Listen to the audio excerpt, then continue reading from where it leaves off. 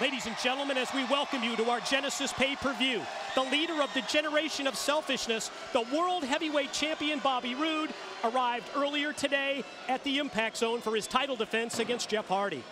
Question is, Mike, is the world heavyweight champ Bobby Roode, is he ready for this very serious challenge in front of him tonight?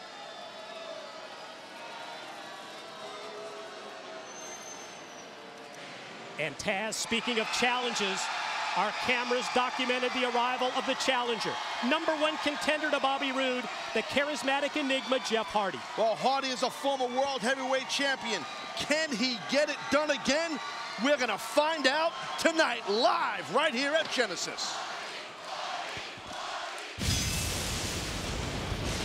And now, TNA Wrestling and Direct Auto Insurance present Genesis.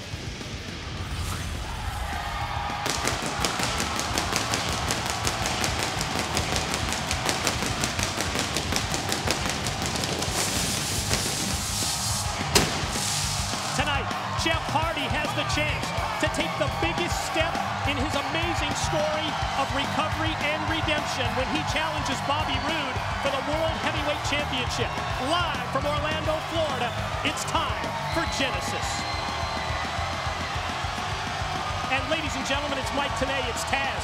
We welcome you to TNA's first pay-per-view event of the new year of 2012. And Taz, tonight we will present 4 high-profile championship matches, but none more important than the World Heavyweight title bout. Bobby Roode defending against Jeff Hardy. Well, I got to tell you, Mike, I had an opportunity to talk to the World Heavyweight Champion earlier today, and my man, he has no confidence problem about tonight at all. Taz, I've got to ask you about Jeff Hardy. How important is it for Hardy to cement that comeback story by defeating Bobby Roode tonight and becoming World Heavyweight Champion once again? Well, after what Jeff has experienced in his personal and professional life in 2011, I'm pretty sure he's looking forward to kicking off 2012 with a bang, and what an opportunity. Maybe he's crowned world champ tonight. Couldn't agree more. You ready to get this thing started? Let's do it. We mentioned 4 title matches, and it's time to get Genesis kicked off with the first of the 4. And we open our Genesis pay-per-view. 4-way, 4 corners elimination matchup for the X Division title. The following contest scheduled for one fall is a 4-way elimination match for the X Division Championship. Introducing first from the Philippines, Zima Ion! Zima Ion qualified for this title match, winning the best-of-3 series on Impact Wrestling, defeating Anthony Nese, and that culminated in a contract on a pole match. That earned him this opportunity to challenge for the title. I'll tell you what, this kid, Zima Ion, man, I talk about no confidence problem as far as our world champ Bobby Roode. This kid, he's in that same world. He's a cocky young man. Does he call himself the prettiest wrestler on the Impact Wrestling roster? You're right, cockiness and confidence. Just because you're pretty don't mean you can win matches, but he's talented. Hey, look at this, Mike. Yeah, one of our special guests in attendance tonight is rap superstar Rick Ross at ringside. Rick Ross is going to go old school on him. Nobody home, bro. Left him a little high and dry. That's pretty funny. Zima Ion diss by Rick Ross. That's funny.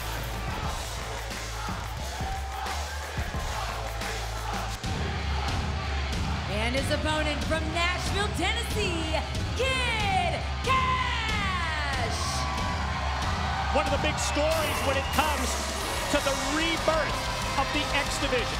Impact Wrestling, TNA, they decided we're going to put the weight limit at 225 pounds, and we're going to bring some of the top X Division stars from around the world into this organization. Kid Cash, quite a success story since he returned. Absolutely, since Cash has returned here at Impact Wrestling in the X Division, he has just got a take no prisoners attitude, nothing but bad attitude. I like that in Kid Cash. He can get her done.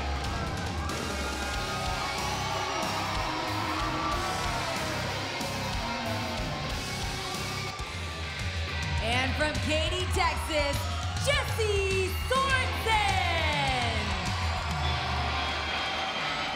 Young man from the Lone Star State with a football background, coming off a big win on Impact Wrestling this past Thursday night in a tag team matchup when he pinned the X Division title holder in that tag match. He beat Austin Aries after he hit that very special finishing move that he calls the game changer.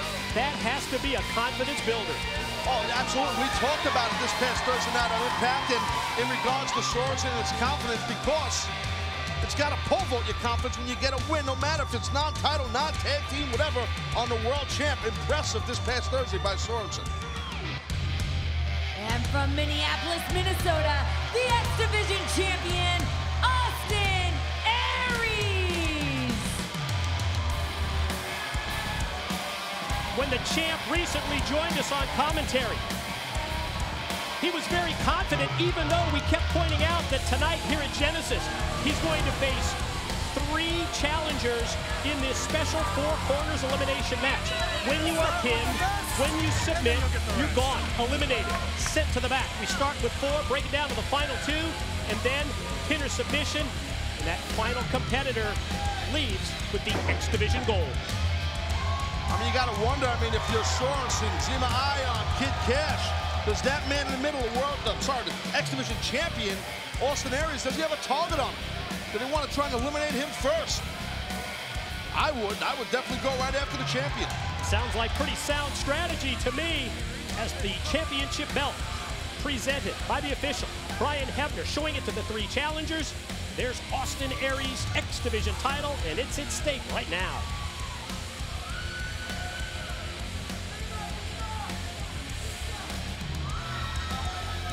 Got 4 tremendously gifted athletes right now with the holy grail in regards to the X Division at stake.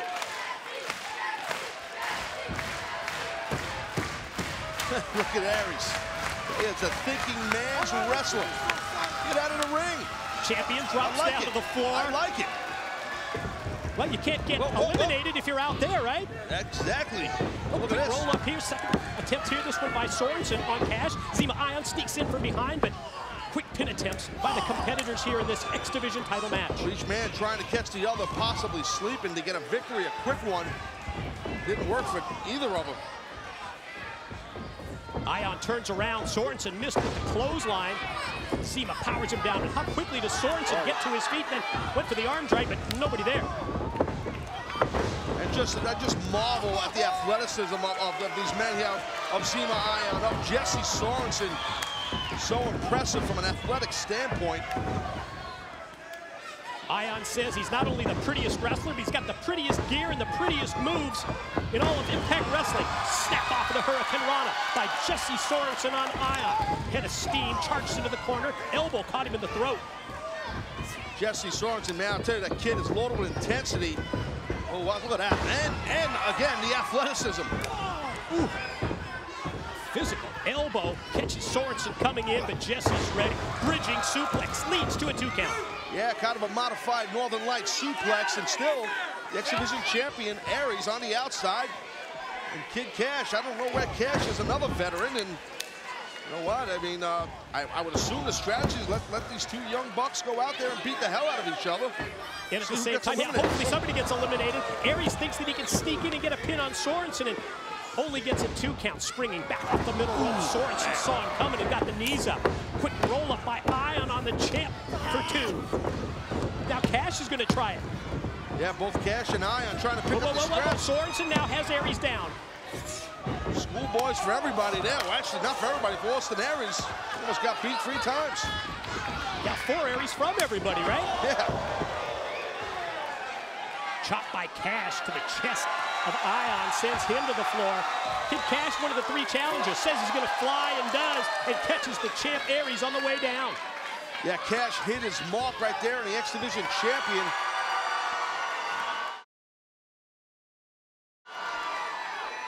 Well, look at what's Jesse here, Jesse Sorensen. Oh, man. What an awkward, bad landing. Thanks to Zima Ion taking out Jesse Sorensen. High-risk move on the way from one of the 3 challengers. Ion up on top, and Cash slides in. Caught him good with the right. Going to try and follow up now. Ion in trouble in the corner. Ion's in a bad spot here. Oh, whoa. Sorensen going to sneak in underneath. Oh, Tower of Doom variation out of the corner. Aries is going to try and steal another one here, and no, still can't get a pin.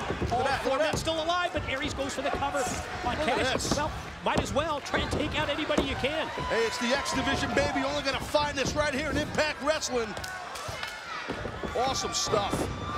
Great way to kick off our Genesis pay-per-view event, first of 2012. Aries takes out 2 men on the floor. Attention turned to Zema Ion. I'm gonna try and narrow down the field here. Send the other 2 out. Maybe I can take out one of these men right now. I tip your cap to the X Division champ, Austin Aries. He's going right at the fight, man. He's going right into this thing. I like it. Champ headed up to that top rope. Ion comes flying across and knocks him down to the concrete. Tell you what, Ion really brought his A-game here tonight. Whoa, whoa. This is what he had in mind before. Oh, the twist. God. Oh, my God.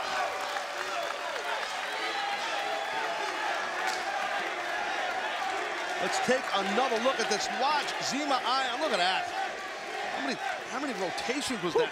Just throwing caution to the wind, right? Putting his body on the line. That's what this X Division's about. It tells you just how important this X Division title is to these competitors. That's Sorensen coming out of nowhere.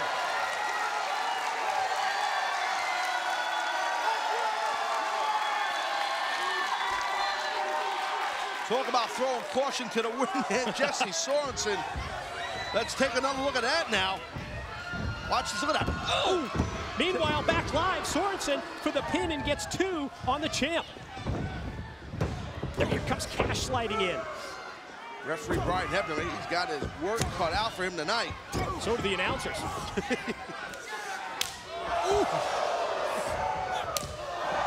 Exchange of the knife edge chops and the open hand slap that time from Cash. Answered. I don't know if we want to trade chops with Kid Cash, but Zema Ion just did. Oh! Cash just flings Ion into the corner, and we talked about a bad landing earlier. It's like a power slam, but there was no slam. It was just thrown into the buckle. All power, no slam.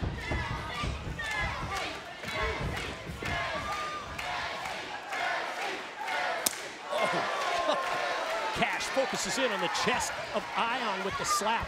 Now Kid Cash headed up to the top as well. Might be going for a little super duper plex. Whoa. Collision in the corner.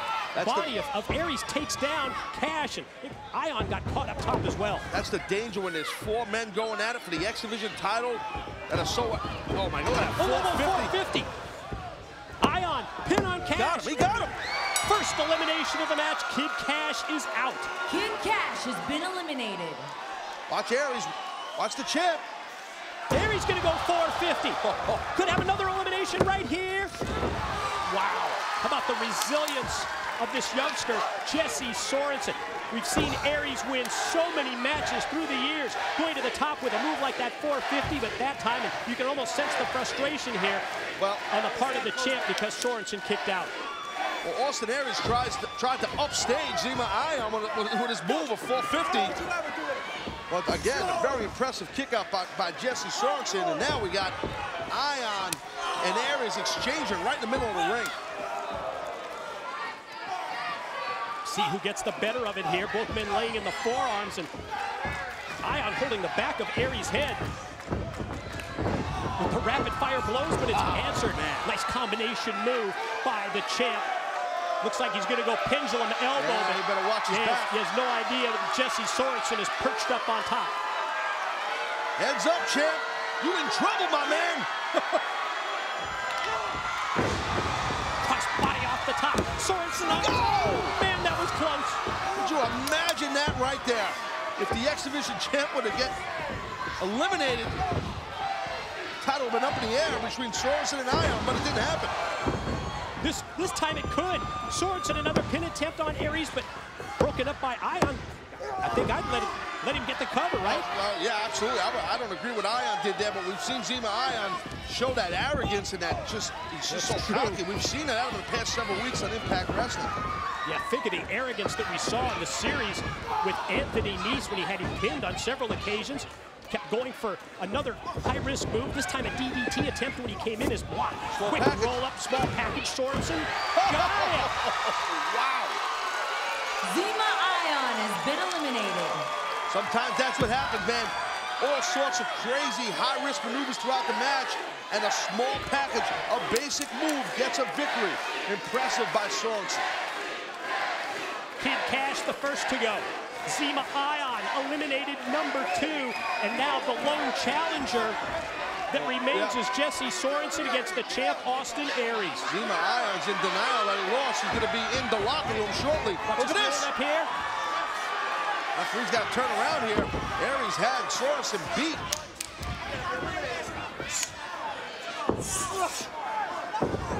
Float over. There it is. Movie beat him with on Impact Wrestling. Game changer. Picked up perfection by Sorensen. Now finally Hebner turns around. God, Jesse Sorensen just missed right just there. That close to achieving his dream by becoming X Division champion. It's a story with Zema Ion. Didn't leave and go to the back. He's supposed to once he's eliminated. He's down here by the ring apron.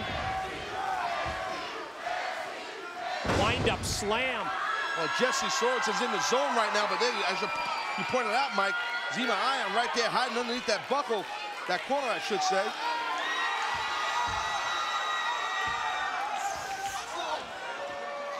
I don't think Aries knows Zema Ion's there either. Aries cuts off Sorensen. Got to agree with you there. As Jesse was going up to the top, looks like he's going to try and suplex him back in from the apron. Trying to counter. Look at Sorensen. He's got Smart to move. counter, yeah. Hook the top rope. Falls right on top of the champ, but still can't put him away. Excellent balance in midair by Sorensen. But then Sorensen gets cut off with the Aries knee.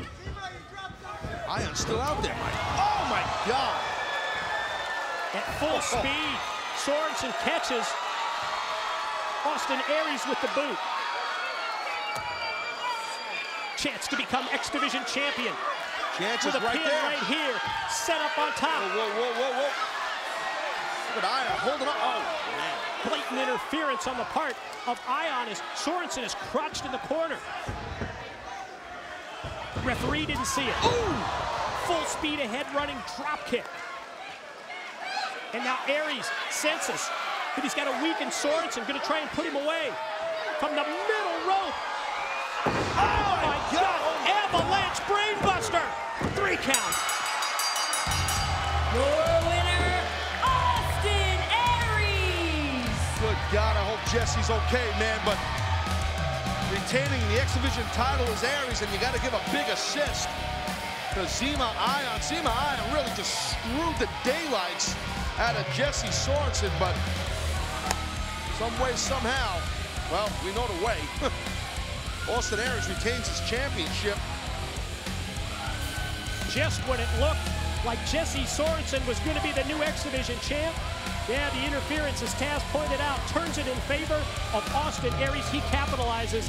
And how about the move, that avalanche style brainbuster from the second rope, dropped him right on his head. That was just insane. Let's take a look at this high-octane X Division contest, and look at this. You just see all 4 of these men at some point in the match move more than 2, 3, 4 times each, throwing caution to the wind. Look at that. Just leaving it all out here, because each man wanted to capture the X Division championship. Beautiful 450 by Zema Ion to get the win on Cash. And then we saw after that, well, Aries tried to upstage him, but right there, Jesse just missed, Mike, as we said. Zema Ion went for the DDT. Sorensen avoided it, then got a quick roll-up, and Zema Ion was the second competitor that was eliminated. And there it is, finishing move. Oh, man, that's tough to watch, isn't it? Nasty, nasty, but that being pulled off that rope didn't help. Didn't help that Zema Ion did that to Jesse. It's a great day to be great. I mean, that had helped Austin Aries to set up. But that avalanche, that brain bust, that was insanity, man. Wow. Kick-ass way to kick off our Genesis pay-per-view. Austin Aries still the X Division champ as we send it to Jeremy Borash. We are off and running here at Genesis. A very busy night and a very busy night backstage. We're posting pictures all night long on ImpactWrestling.com. Check out the Twitter feed. Terrence and Terrell. Gentlemen, while I have just the two of you here, I have to ask you something very important. Got to get to the bottom of this. Obviously, we should ask you a couple questions. two of you have... Why don't you like Pope, man? Look at us. I got to say something, first of all. You're 16 years old, both of you. I've known you since you were 6 years old. I've known your dad. Good one. Yeah, I've known your dad over a decade now. He's a humble man. He is an honest man. He is an intelligent man. And why at this stage of your lives, when you're 16, do you feel like you're... This man right here, this is why. This is why. This man right here is why we... Yeah, this is a father's figure. Listen to this man. Listen to him. Look, he's got blink from head to toe. I have the mind right now to just powder up Pope's pimp hand and slap the hell out of you. Slap him. I shall slap the hell out of you. But if I do that, BJ, if I did that, who's going to hold the microphone? Not me. Not I. Now look here. Don't be down here talking to Pope's boys. Hell, they're not boys. They're men. Look at them. They're 16 years old, Pope. Look at Pope's boy. Look at them. They're men. 16 to 21, just like that. And you know what? Now we're in the new year, BJ. We're in 2012, as my two grown men have just said. And you know what? What? It's the day of reckoning for that old spindly leg, old washed up Captain Him. You call him Devon. Devon, tonight, just as Pope said a couple of weeks ago, Daddy, I am going to do something to you that you, my friend, will never forget. With Double Trouble and Team 2 by my side, Daddy. You remember the prophetic capability Pope gave a couple of weeks ago? Huh? We ain't going to have to deal with his black behind again. Take that to the bank, because Pope, Daddy has spoken. Testify. Testify to that. Come on, boy. Damn it, I don't want your mic.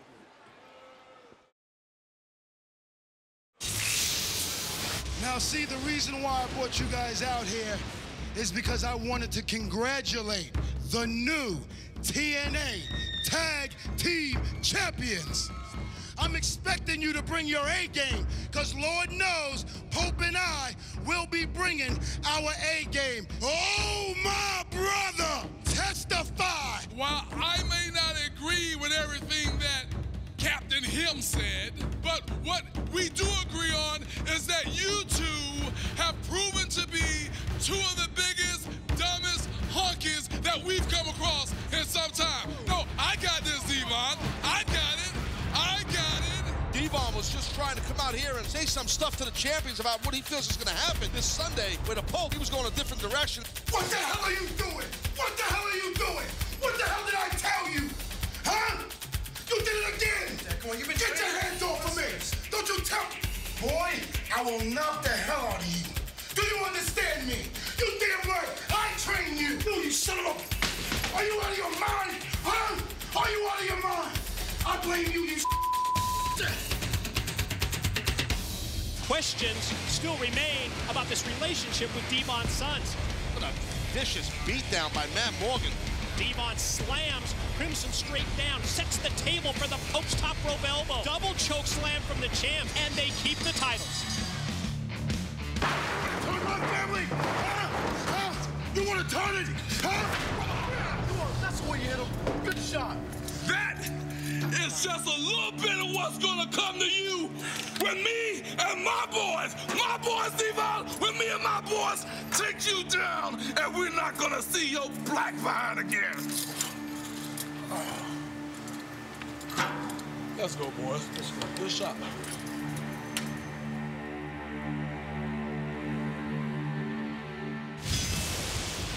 The Pope takes on Devon.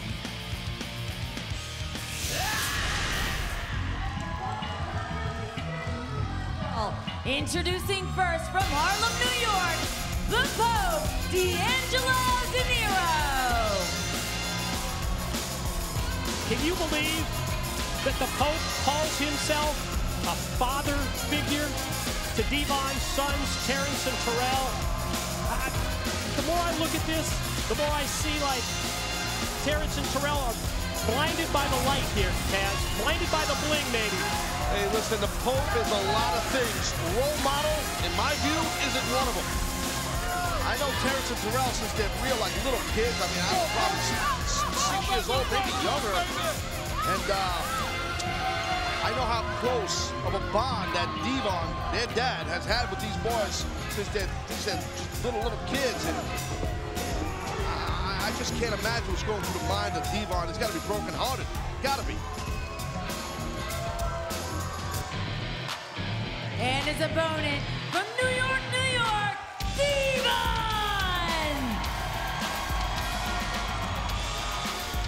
You said brokenhearted, and one can only imagine what's going through the mind of Devon. Seeing his sons out here with the Pope, especially after what they did recently on Impact Wrestling, the attack, the beatdown along with the Pope in the ring, the chair shot in the back, and you can sense here that Devon's absolutely on fire, taking it out on the Pope here in the early going. Yeah, listen, I've competed against Devon, and, you know, I've seen Devon very angry, and it's not good for the Pope right now. So, Pope needs to just try to get out of harm's way, and I don't think that's going to happen. All that emotion is just flying out of the body of Devon right now as his sons look on and root against him. I mean, it's crazy.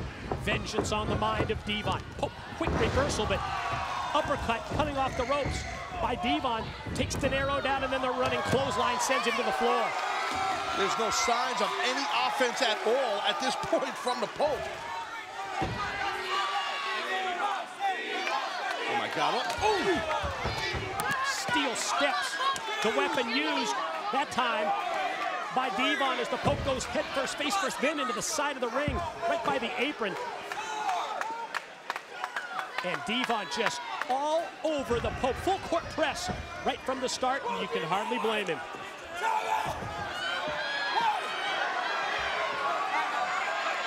Pope not only begging for mercy, trying to call a timeout here, trying to slow down Devon, who looks like he's in the best shape of his career. You're not kidding. Devon definitely looks excellent. And so does this beatdown. I mean, Pope was begging for forgiveness to no avail. Quick series of rights, followed up by that diving headbutt. Devon heads to the top. Pope's down, senses the opportunity here to put him away. Ooh. You saw the referee make contact with the Pope, and when he went into the corner, the momentum, the rope vibrated, and obviously that was able to help Devon, not help, but hurt Devon to lose his balance. This might have been, yeah, I was going to say this might have been the opening that the Pope needed, and it sure was. Pope taking advantage of it. Pretty athletic move up on top with that in-tight drop kick. That was impressive. Hey, Pope can go. Pope is excellent in between those ropes. What he does outside the ring, that's another story, you know? So I could see again why Devon so concerned and so disappointed that Terrence and Terrell, his sons, kind of just gravitated towards the Pope and look up to the Pope and all the bling and the money and the this, and now Pope's T-bone it up.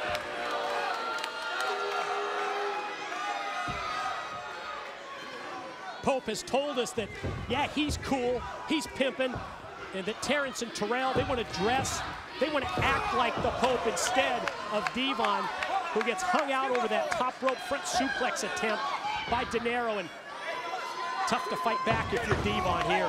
Yeah, definitely. Devon's, the tide has turned here, and Devon definitely in trouble. A lot of impact right there, and that clothesline. Devon just crumbling on the apron.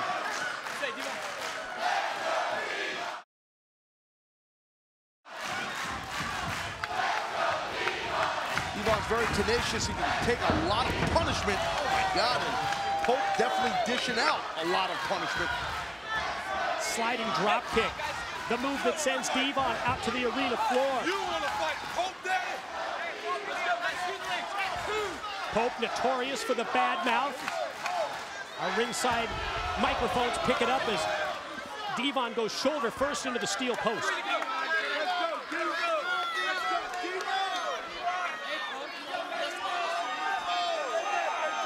Rick Ross has got the best seat in the house for this part of the matchup, doesn't he? Sure does, and with the Pope, double axe handle. How quick did Pope get himself to that apron, jump off that apron, and nail that double axe handle? Very impressive. Almost as quick as he brought Devon back in and goes for the pin attempt and gets two. Look like Pope tried to get a cradle on Devon. Devon was able to kick out fast enough. Tough to kick out of a full cradle.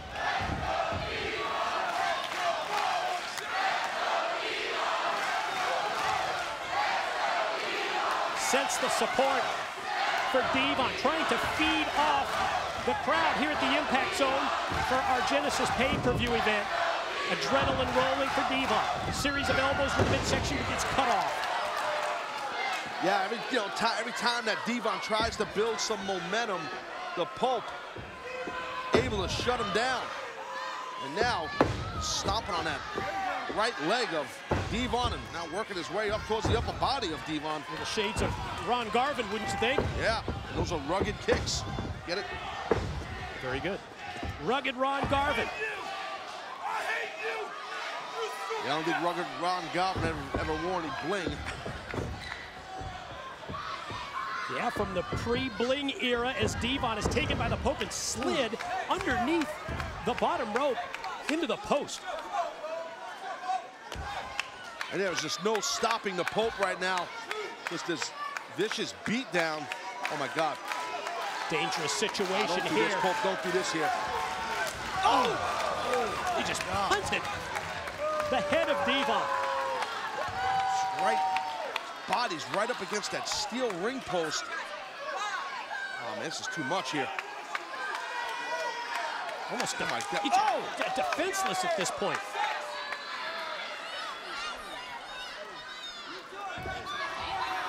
Sons Terrence and Terrell look on as their dad kicked in the head twice by the Pope. I could only imagine what's going through those two young men's minds right now. That's I don't know how you sit back and watch that. I mean, that's Devon's in bad shape, man. I'm not surprised the way that they joined in on the beatdown against their own father on Impact Wrestling. The way that they hit him in the back with the steel chair doesn't surprise me in the least as Devon dragged back out to the middle. Pope's telling him, he just said, get in here, get in the ring.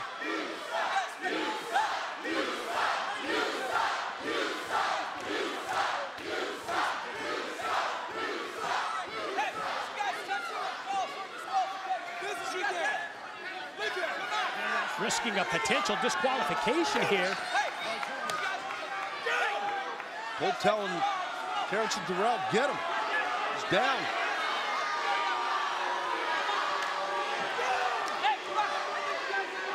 It's their father laying right in the middle of the ring there. I mean, What you doing?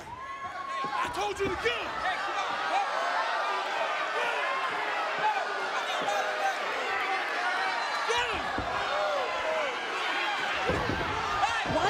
come on, man.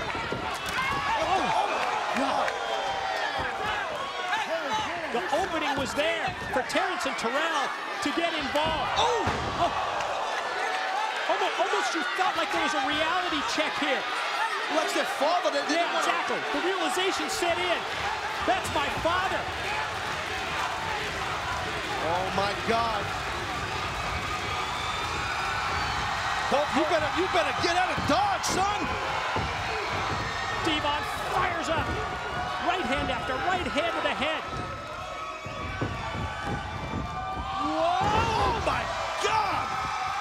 Right in his face. Look at the eyes of Devon. Oh my God, man! Pope squashed in the corner. Jumping clothesline puts him on his back. Should have never laid hands on Devon's sons. I'm telling you, Pope. Suplex attempt, quick reversal, the clothesline missed. The power slam did right into the pin, the cover, and ooh. Barely kicking out was the Pope, barely.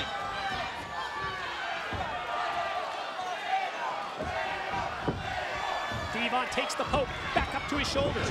Pope able to squirm down and caught him. Nasty uppercut by the Pope. 4-up that time from the Pope, answered by the flying shoulder block of Devon.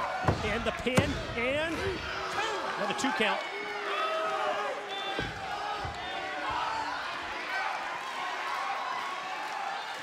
Devon's got the Pope in his sights.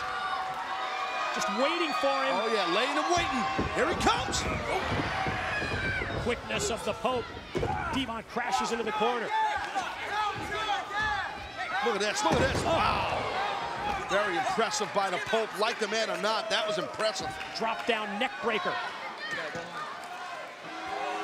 I wouldn't waste no time here, man. Devon tries to regroup in the corner. Pope, meanwhile, turns his attention to Terrence and Terrell. Knee pads coming down. Going for the DDE, D'Angelo Dinero Express. Not able Look at this, Mike. to connect. Devon gonna take him up. Oh, drive him right down. Saving grace, pin, cover, 3 count. Your winner, Devon!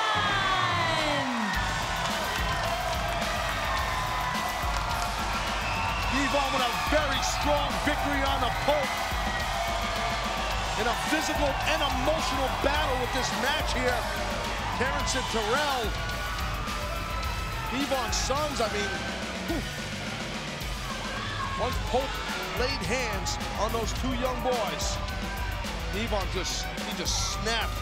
And it's just good to see that the kids had the right thing in mind. Not their dad was down, they did the right thing and checked on him, you know what I mean?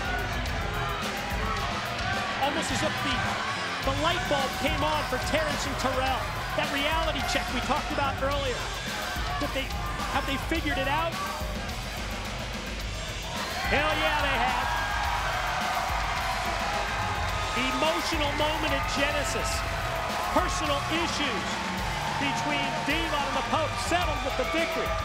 Devon's together, back again with Terrence and Terrell as we toss it to JB with the man in charge, Sting. Thank you very much, guys. Later on tonight, the main event here at Genesis, the World Heavyweight Championship on the line. Bobby Roode defends against Jeff Hardy. And for Jeff Hardy tonight has been literally 10 months in the making. Think back to Victory Road, that match he had against the icon Sting, what happened right after that, and certainly now the road to redemption. Jeff Hardy tonight has an opportunity to come full circle. I'm so sorry to interrupt you. I know Sting is due for an interview over here, and I've been looking all over him. I really need to talk to him. He's coming, Sting, if you would. The icon Sting joins us now at this time, and Sting... Sting, I just need 2 seconds of your time. I'm so sorry to interrupt you. I've been looking everywhere for you. I have such important business to talk to you about. The new Knockouts VP position, okay? Karen Jarrett, as we all know, has been fired. So I feel like the new Knockouts VP needs to display a huge sense of loyalty, and I feel like I'm your girl for loyalty, and if anyone knows about loyalty, it's you. And I feel like, you know, I've been here for 5 years now, consistently here for 5 years. I've seen a lot of girls come and go, and I feel like I would be a great candidate for that position. What do you think? Well, But before you answer that, I want to talk about Madison Rayne. Madison Rayne thinks that since Karen Jarrett's fired, you know, she was Karen's little lackey girl, but she thinks that she's going to fill Karen's shoes. She's unofficially made herself the VP, and if I have anything to say about it, that's not going to happen. She screwed me numerous times. She interferes all the time in matches. She sticks her dirty paws where they don't belong, and I know you know this, so I mean, have you thought about who you wanted to be Knockouts VP? I've been doing a lot of things. Like, I had a great idea. Tonight, title match, Mickie James versus Gail Kim. Wherever Gail Kim is, Madison Rayne is not too far behind, and I feel like Mickie James needs to have a fair opportunity. So I've come up with a brilliant plan to keep Madison occupied during the match. You want to hear it? Come here.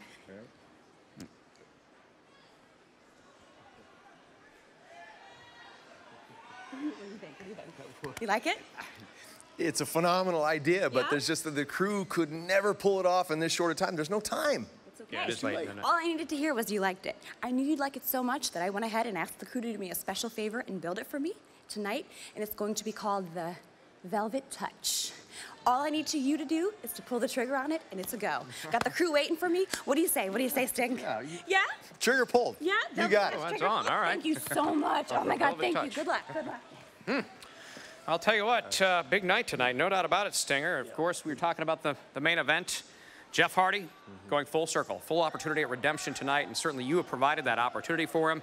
A shot at the World Heavyweight Championship, now 10 months in the making. Can I just reword it? I did not provide the opportunity for him. He provided it for himself. He built that bridge of trust back one brick at a time. He's done it. He's got now more clarity, more confidence, more conviction than I've ever seen him have. He's in better condition than I've ever seen him in. Any given night can be Jeff Hardy's night, and the world knows it. All the creatures who are coming out of the woodworks, they know it. Certainly Bobby Roode stands in his way to get that World Heavyweight Championship. Your thoughts on Bobby? Bobby Roode, he's trying to one-up me every other minute. You know what? He's going to find out I'm the one in charge, not him, and Jeff Hardy's going to instill that in him tonight. It's showtime. The following contest is scheduled for one fall. Introducing first, accompanied by Ric Flair, Gunner!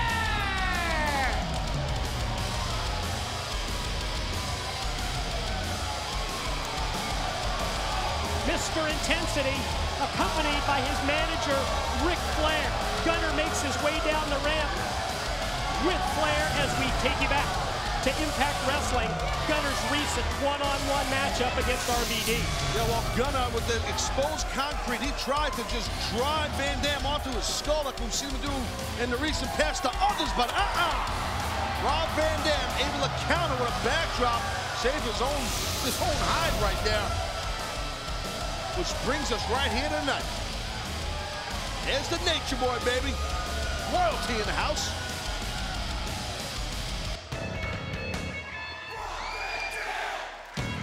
And his opponent from Battle Creek, Michigan, Rob Van Dam!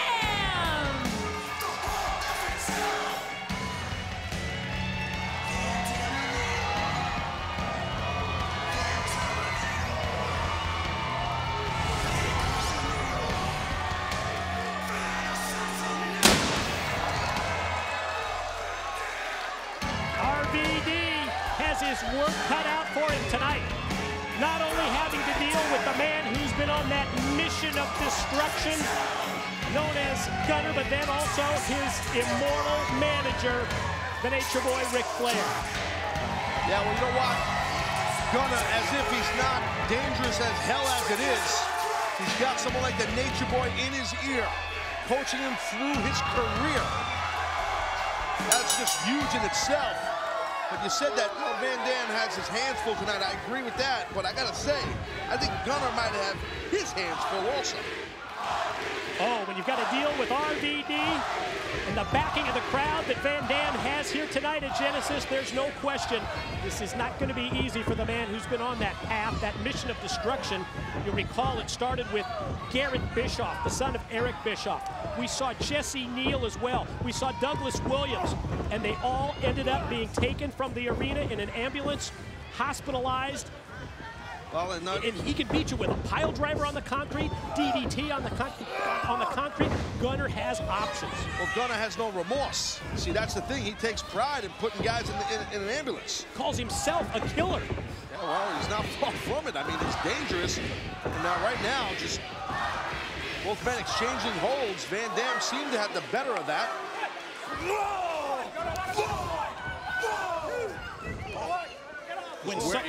When someone like Ric Flair references you as an impact player, what a tremendous compliment that is to Gunner from Immortals Nature Boy. Look at just the excellent offense of RVD right there. And look at another counter. Look at this, a roll-up. Hooks the leg, goes for the quick pin. Does Van Dam. That's that experience advantage that Van Dam had. Sorry, Mike, that he has on Gunner. You can talk now. No, I was going to say here that I think Van Dam may have fallen into the trap of Gunner by trying to match him with strikes. Yeah, that's a good point. You don't want to do that. Look at this. Looks like Van Dam going for a crucifix. It does. He's got it, yeah. Straight down and straight into the pin, but Gunner rolls through to avoid the pin attempt and then gets caught with the drop kick. You can see Gunner's eyes. He's realizing, okay, I'm in here with the real deal. You know? I mean, Van Dam's a former world champion, and he just pasted the face of Gunner with that kick.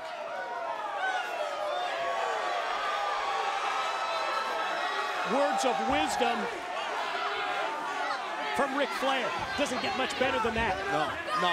I mean, we don't really know what Flair said to Gunner.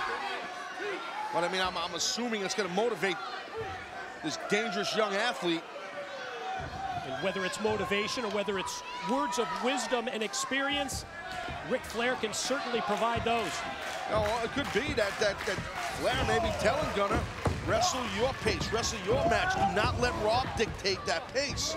And that's what someone, a legend like Ric Flair, can see from the outside. Whatever the words were from Flair, it pays off to this point as Gunner takes control of the match in the corner clothesline. Just drop Van Dam. See that? Now look, see?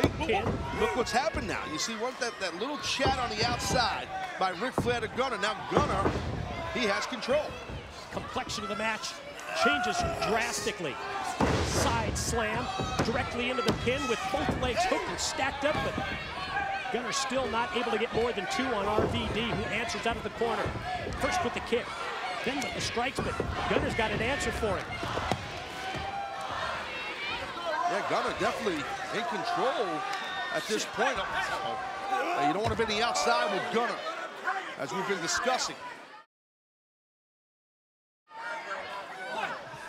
We've seen Gunner with help from Flair or without help from Flair pull back that pad around the ringside area and expose the concrete, and that's where it gets very dangerous, and I think we're about to see it again. The referee, Earl Hebner, knows what he's trying to do, what Gunner's trying to do. Earl was doing the right thing. And look at Van Dam. That little bit of an opening was enough for Van Dam to drop Gunner, but can Rob capitalize on that? RVD able to recover. As Taz says, caught him with the kick and now going to roll. Gunner not fully into the ring because he's got something in mind, like a slingshot leg drop.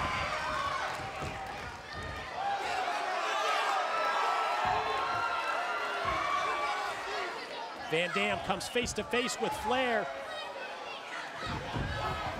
But as he goes up to the top, Gunner comes across and cuts him off.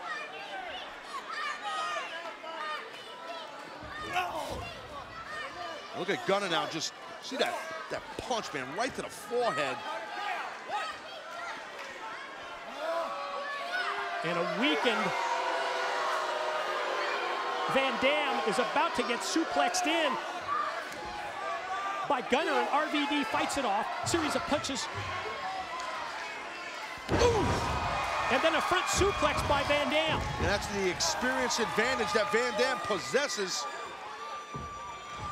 Oh, man. Top rope, crossbody block, right into the pin for 2.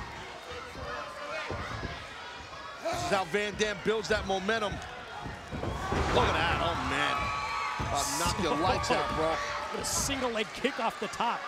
All the thrust and impact behind it takes Gunner down. Gonna roll time. Oof. Little rolling thunder. That might be it. Here's 1, here's 2.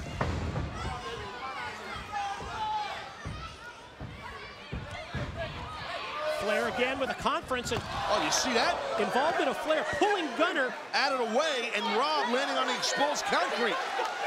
Out of the path of the flying Van Dam. Senior official Earl Hebner distracted by Flair, and Gunner with the DDT on the concrete. Oh, Van Dam is in bad shape and in trouble now. I think Van Dam's out, man. Just got DDT flat straight on that concrete. Behind the back of the referee. You're right, he's out on his feet. Referee never saw it. You're right, I mean, Flair was, here we go. This has got to be it. Van Dam rolled back in. Gunner stacks him up and gets the pin. Your winner, Gunner!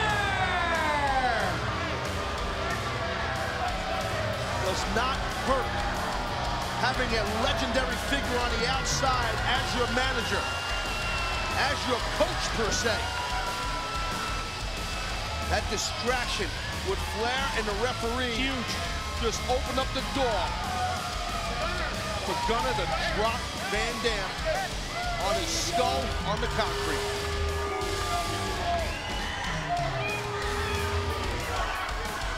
tell you what. There's some concern here, as there should be. We got security rolling in. Impact Wrestling TNA agents coming down to the ringside area. Trainer as well to check on the condition of Van Dam. Got to get Gunner out of here, get Flair out of here. Rob's hurt, man.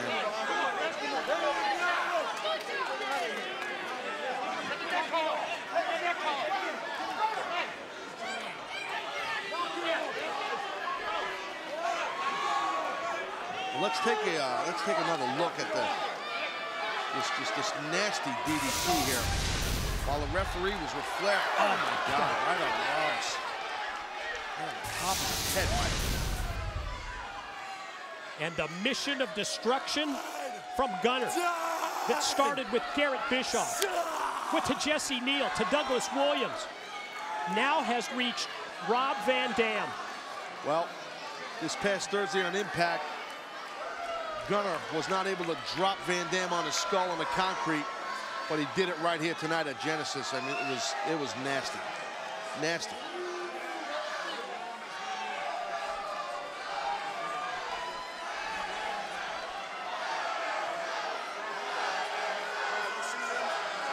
EMTs now, as well as the trainer, attending to Van Dam.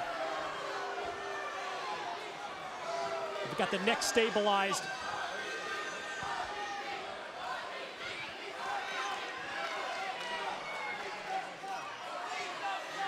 I hope Rob's all right.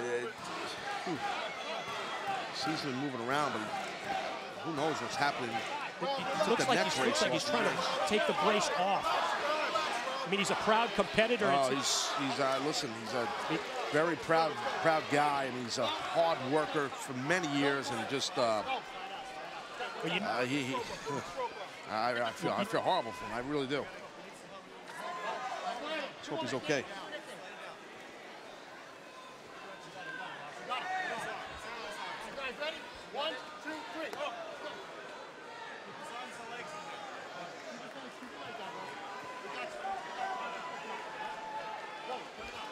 I didn't expect this, Mike. I didn't expect to see Van Dam getting taken out of here like this, but at the hands of Gunner. I never expected this. I don't think any of us did. I mean, we know his history, Gunner, what he's done to people, but I just didn't expect this. RVD taken to the back. Stretchered out of the arena as we send it to the back to JB. Thank you very much, Mike. Certainly a lot of concerned people here backstage in the condition of Rob Van Dam. We will keep you posted all night long, and of course at ImpactWrestling.com if there's any late breaking news on his condition. Certainly a very dire situation. Ladies and gentlemen, later tonight, it all happens. The World Heavyweight Championship title match. It will be Bobby Roode defending against my guest at this time.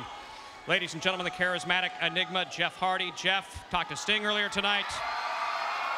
He said you, in fact, sir, have earned this opportunity. 10 months in the making, a chance at full redemption tonight. Your journey to the World Heavyweight Championship, and it happens tonight in the main event.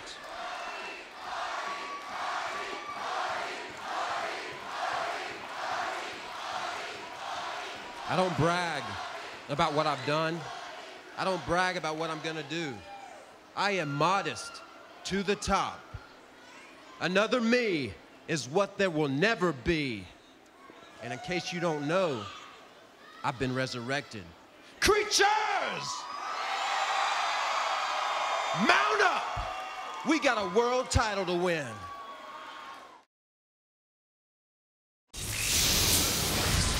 Brace yourself for a gorgeous grudge match. I actually thought that you were going to come in here and try to make a positive impact on the Knockouts division instead of trying to take it back 10 years.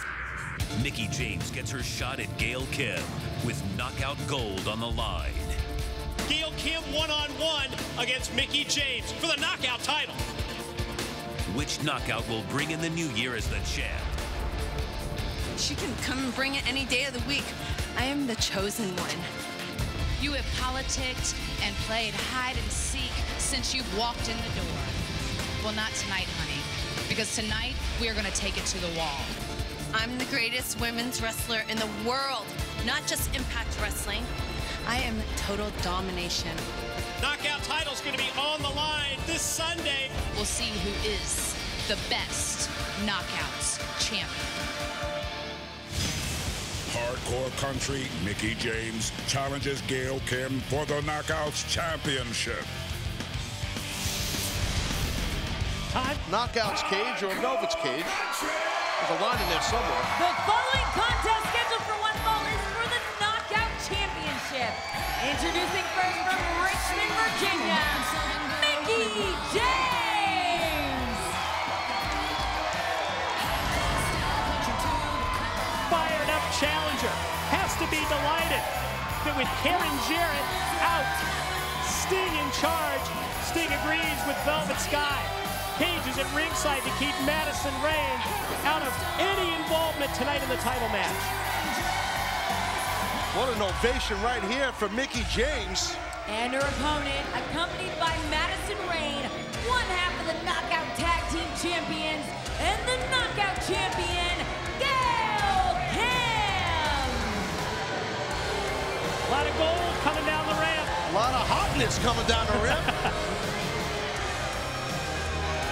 Look, I'll tell you what, two humble young ladies, you know what I mean? Very humble. Oh, yeah, and how about the way that Madison just came down and spit at some of the ringside fans? Well, some guys are into that. Really? Well, I don't know what to say.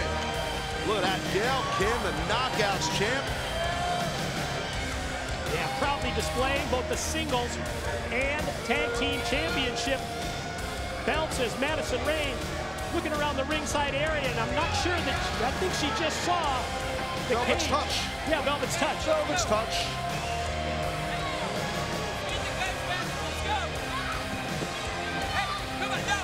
Referee Brian Stifler, excuse me, telling Madison to, pardon me, to get inside the cage.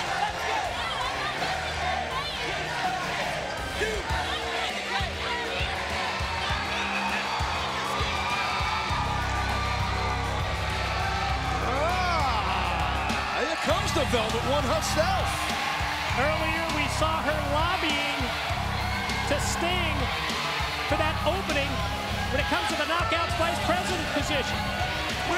That's got a hell of an idea right now. Oh, she's got a couple of great ideas for sure. Look at this, Madison is going to have just getting forced into this thing more or less by Velvet.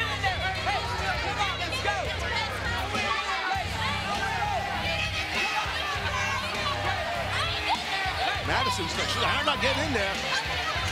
Well. That's Velvet's touch.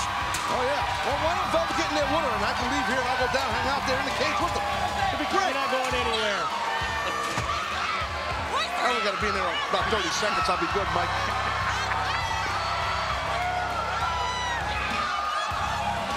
Oh, my God. I think that's high enough, man. Madison's afraid of heights. Send her to the ceiling. She's afraid of heights. I know this. I know this. Take her up an extra 10 feet then. Wow. And that's something. Look at this. Madison up. No way she's getting involved in this thing now. Tell you what, Velvet Sky with a great idea. Sting likes it. The crew was able to get it done quick enough. So, you know, I guess because the crew jumps when Velvet talks, obviously. Can't blame him. Champion takes control in the early going, running corner clothesline, takes down Mickie James. Yeah, but the impact of that flying knee to the back. Well, that's the Knockouts champ. I mean, she's not falling off right now. That Madison Rayne is up so high in that cage. I feel bad for Madison. Well, quick roll up here with the bridge. Got to be careful with a former world champ in Mickie James. That's a serious threat to Gail Kim's championship. Drop kick into the face. Challenger with the cover. Leg hook. And two.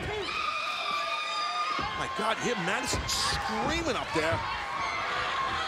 Poor girl's terrified. Boy, you're awful concerned about Madison Rayne. She's so high up. Mickey connects with the elbow. Gonna use the leg strength here against Gail, who counters, sends her out to the apron. Shoulder block attempt by Mickey, caught with the knee. See how quick Gail brought that knee, yeah, for sure. Impressive. Oh, my God. Oh, wow. Right, Mickey's face. Could put her away as Gail goes for the pin. Complexion of the Knockouts division has completely changed with Karen Jarrett out and Sting in control. I gotta say, Mike, Madison Rayne, how high up is she? I mean, she's gotta be up in the rafters. It's gotta be at least 100, maybe 200 feet, or minimum, or at least 20. But I mean, no, she's up there. You know what I mean? Look at that. You were never really good at estimating heights, were you? Math wasn't my strength. But right now, Gail able to get out of the way, but Mickey just still bringing the onslaught, but got shut down by the Knockouts champ, Gail Kim. Quite a rivalry between these two. We saw it at Final Resolution. We saw it on Impact Wrestling. I think down deep there is mutual respect.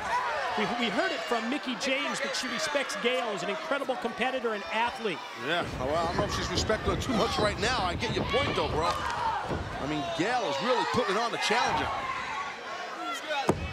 Two of the best in the world today when it comes to the knockouts. Here's your poor girl, Madison, screaming and crying up a storm. What a way to spend a Sunday night in a pink and white cage above a wrestling ring. Ah, who hasn't? Look at this, just those round kicks to the back. And then you see again, Madison, I'm telling you, man, she's really high up there.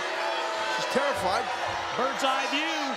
Great camera shot as Madison Rayne looks on and watching her tag team champion partner, Gail Kim, fly into the corner and get nailed with the drop kick.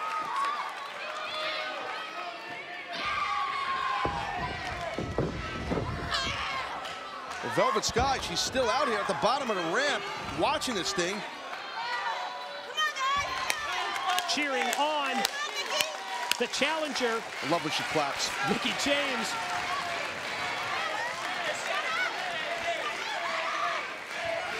Well, Gail, again, still has control right there of the head of Mickey. Mickey fighting out. Look at that nice arm drag, version of an arm drag. Step one in that fight back, an attempt to turn the match around is the arm drag. Step two, the strikes, the series of forearms. And step three is the clothesline that drops Gail repeatedly. Well, here's just big-time opportunity for Mickie James. And Madison knows it up in that cage. She's terrified that Gail is in grave danger. And that's the trademark kip-up of the very hot Mickie James. After the face plant, but Gail uses the free leg to kick Hardcore Country right at her and goes into the submission hold, octopus-style submission, but yeah, smart move by Mickie James. Back her into the corner, drag her back out, and slam her down. Into the pin. That's it, that's it! Oh, man. Yeah, Kim got planted hard, and Madison just, nothing she can do. She's trapped up there. Boot to the midsection, doubles over Gail Kim. DDT attempt stopped and blocked by Gail, who's sent out to the arena floor. She really landed hard, Gail did. Now, look at this Velvet. She's looking right in the eyes of Velvet now. Champion losing her focus, but still able to hook the leg of Mickie James. Watch Mickey from the apron here. Whoa, snaps off the Hurricane Rana outside. I mean, Gail Kim really thrown off her game here. Championship's in trouble. Challenger senses that she's got the champ exactly where she wants her. Oh boy, look at Mickey here. Could be a Fez press off the top. We've seen it many times. Here she comes. Ooh. Nailed it to perfection. Right into the pin. Here we go. Here's one. Here's two. No. That split cover. Excellent job right there by Gail Kim, able to kick out and save her championship. Physical match between these two women. Boy, it appeared as if Mickey was going to go for a neck breaker. Oh boy, she got caught with a, well, looks like hit their brass knucks. That's what it looked like. Madison Rayne tossing the brass knucks. from the cage, interrupted by the referee and intercepted, who turns it over. Oh! Another, how many? What's that? That's a brass knucks. Oh! Knockout shot with the... Referee calls for the bell.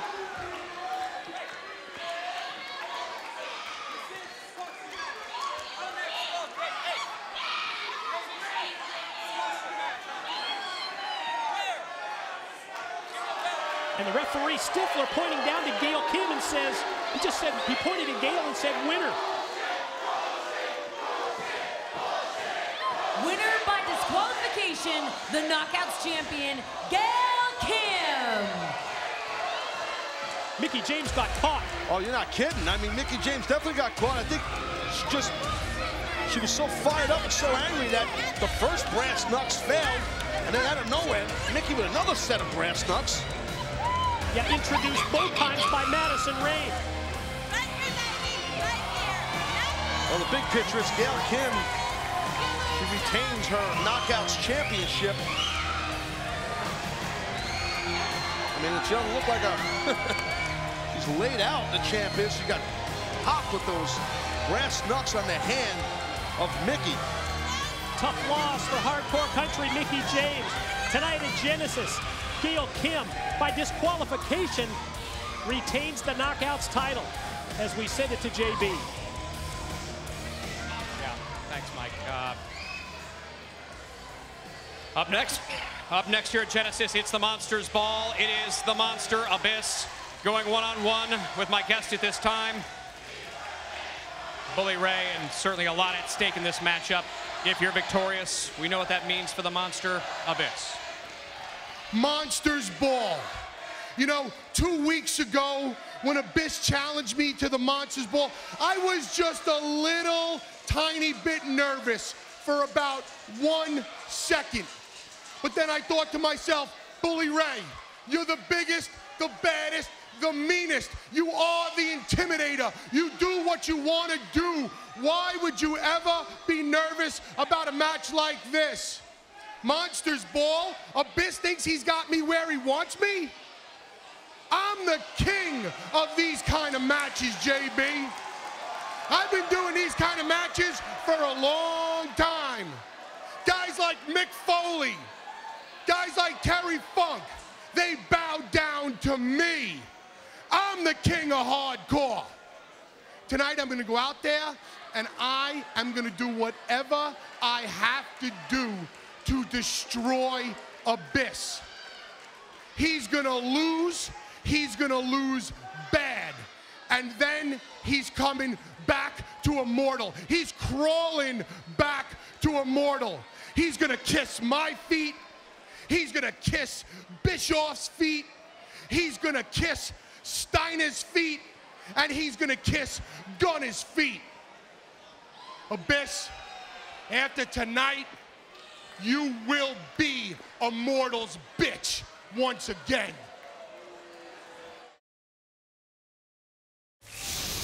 I'm tired of this, Abyss. I'm tired of you imposing your will on people. We got you girls. We help you to win matches.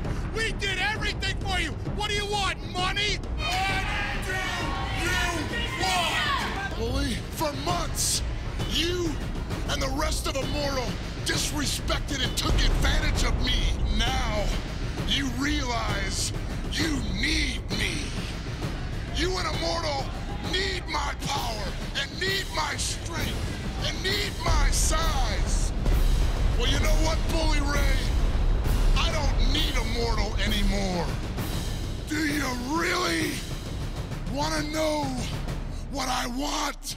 Bully Ray, one-on-one at Genesis.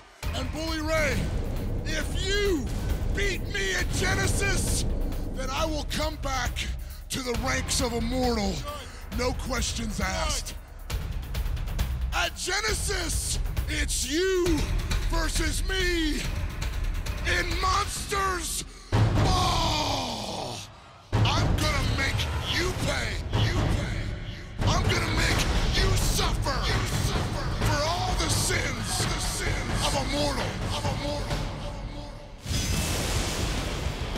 Bully Ray battles the Monster Abyss in the Monsters Ball.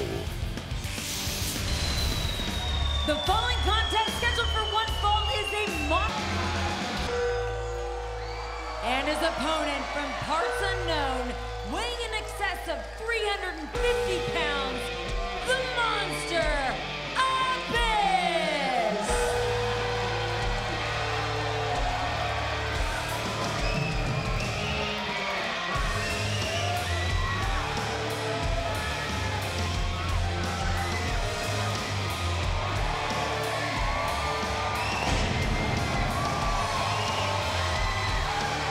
Abyss said, I don't need Immortal. Bully Ray, you are going to pay. You're going to suffer for all the sins of the Immortal. And how do you suffer? Well, in a Monsters Ball. It's anything goes. It's no disqualification. Weapons, not only allowed, Taz, but encouraged. Yeah. And there's several barbed wire boards out here. And tables. Steel trash cans. Loaded with weapons as well. Those trash cans around the ringside area.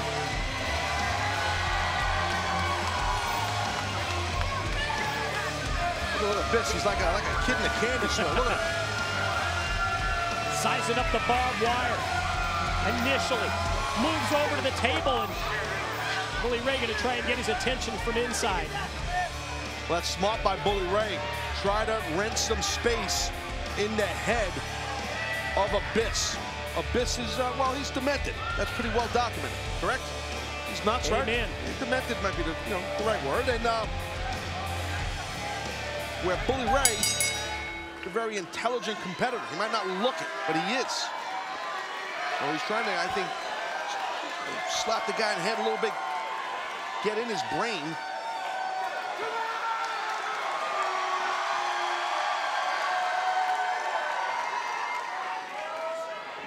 Bully Ray told JB no way that he's afraid or concerned about facing Abyss in Monsters Ball, but I sense a little reluctance as we looked into the eyes with that close-up shot. Well, like I said, Bully Ray's smart. He should be reluctant, in this type of match. He shows it with his actions.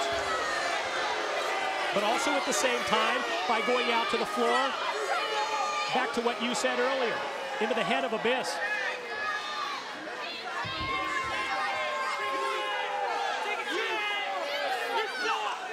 Well, Bully Ray just playing a mental game right here early on with Abyss. Abyss not going for it. Abyss not coming out, letting Bully Ray come to him. He'll have to come to him when he's running away.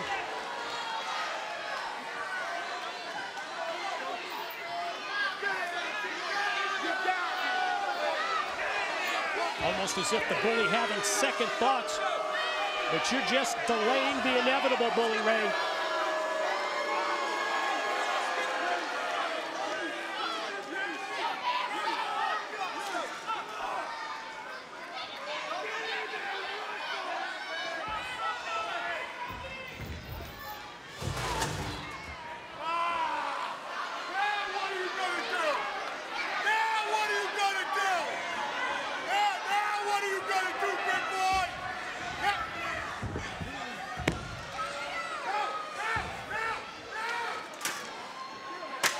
That's what he's going to do, chair for chair.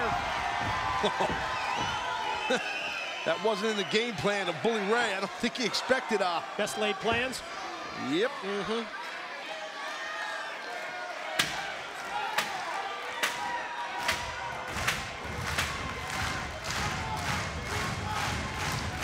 Unique way to get the crowd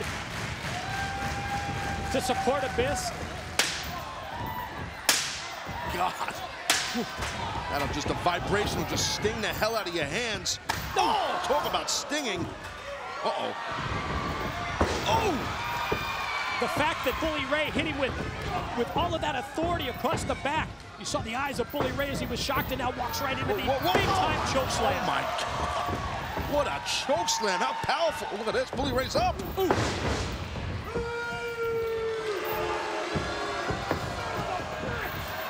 A lot of adrenaline in both these men's bodies right now. I thought Bully Ray was checking his pants. He's checking the chain that he has That familiar trademark steel chain.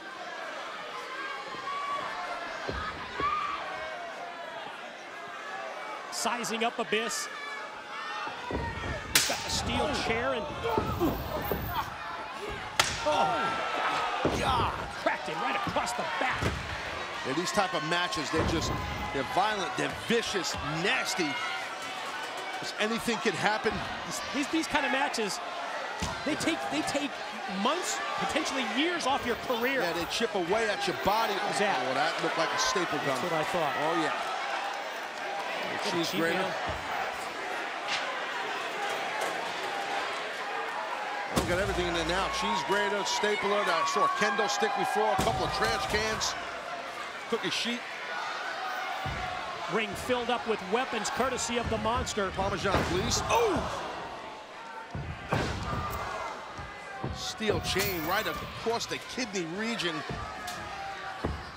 Oh my God. And again, the reaction of Abyss. Hit the face with that trash can. But able to fight back, and again, Bully Ray, while throwing everything here at Abyss, but not having any success. But wow, what a clothesline that was. This is so big when he got clothesline, his boot. His legs are so long, almost kicked Bully in the face. Elbow drop to a pin for 2.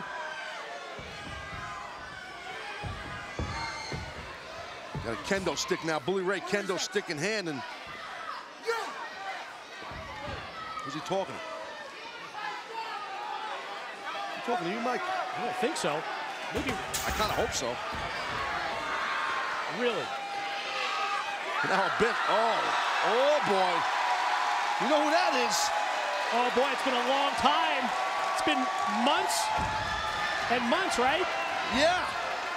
Janice is back. Is back for sure. What do you think, Janice or kendo stick? Janice.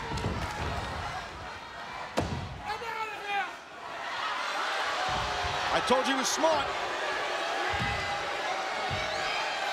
Bully Ray wants nothing to do with Abyss's favorite weapon that we haven't seen in ages. Janice brought into play, and the Bully headed to the back.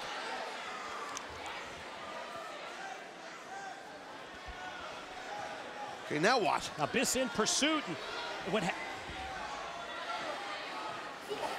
Bully back up the steps and back towards the ring, courtesy of the monster.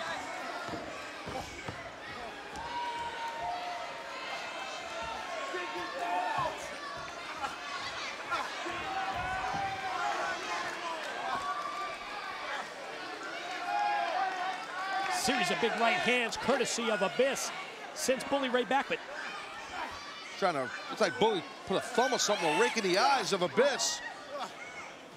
Get the big man blinded, and then you can use any kind of weapon you want against him. Yeah, dangerous to be around the ringside area for this match. Oh! Bully Ray just teeing off with these heavy blows. Uh-oh. Barbed wire board. Oh, God. And Abyss goes, shoulder and arm, the exposed arm of Abyss right into the barbed wire. Second thoughts for Bully Ray as he went to try and get a hold of Janice. Look at this with the barbed wire board. Look at this. What is... his forearm is bleeding a little bit, I believe. Well, think of the potential for that. Oh, God, the blood coming down the arm of Abyss. Who amazingly fights through the pain and fights back using the steel steps.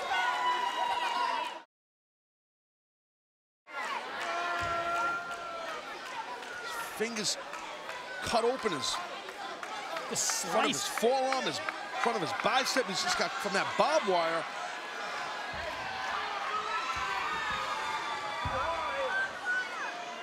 Well, Bully Ray's smart. He's trying not to let Abyss get any momentum here. He's so dangerous with any weapon he can get his hands on. Abyss is. Now what? Not satisfied. I was gonna say, there's not enough stuff out here. Uh-oh.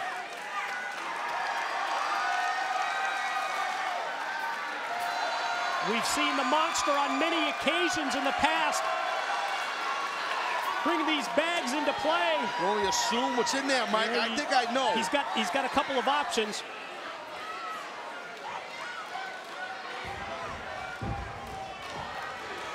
Neither of those options good for Bully Ray. Man, that's that cheese grater. Nor is this. Oh! Oh! Little fun guy there. Oh! Wow. Holy Gorgonzola. That'll grate the cheese, won't it? Oh. Rip apart your provolone.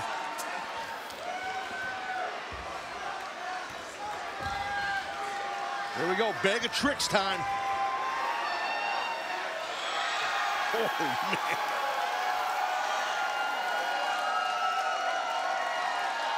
Texas City, yeah, just.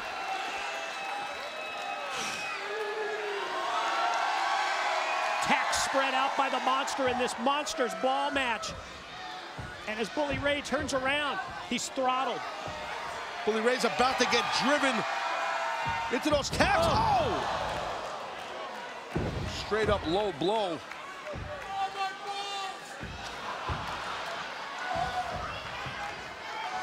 Vicious shot by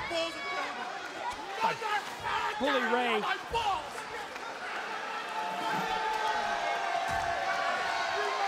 And with Abyss down, Bully gonna introduce a table. Yeah, well, if anybody knows how to move around a table, it's definitely Bully Ray. Look at that arm right there. Sliced open from the barbed wire.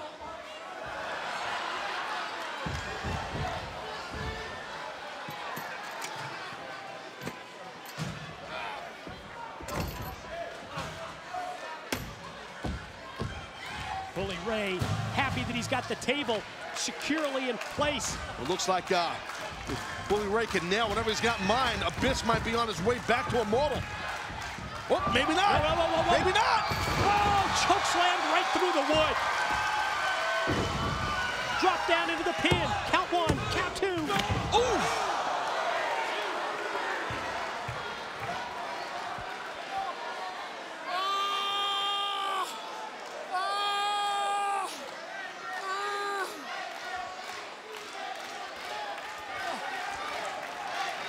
There's an excellent shot of Janice. Both these men have just been ripping each other apart. Bully Ray getting the worst of it. Well, I think it's just begun. This violent tear by Abyss with a bigger barbed wire board. Future of Abyss hangs in the balance. If he loses to Bully Ray tonight, he's got to rejoin Immortal. Not satisfied with one of the barbed wire boards.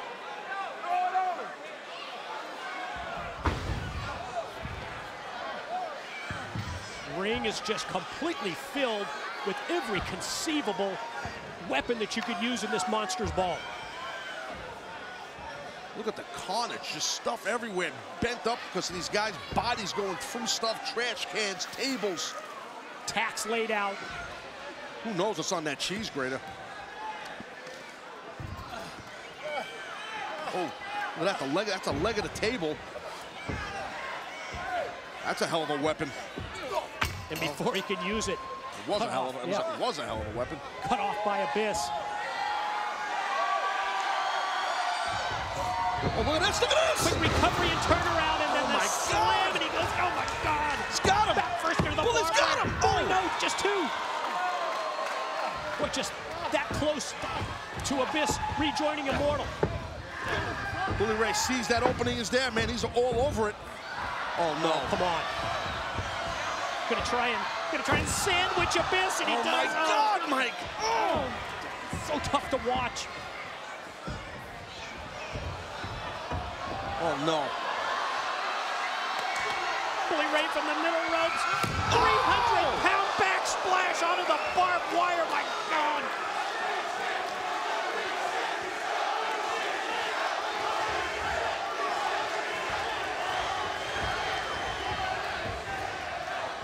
That's it. Drapes the arm. Done. Here's two. Done. Oh! You've got to be kidding me.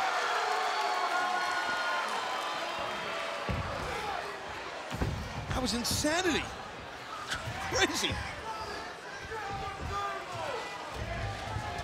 The puncture marks all over. Look at that, he's gonna pick it up. Bully Ray trying to pick up that barbed wire flowing from his body, and now. Now Bully's got Janice. Oh, he's got the monster lined up. Watch out, watch out. On the tax. Choke slam, pin, 2. Oh, no.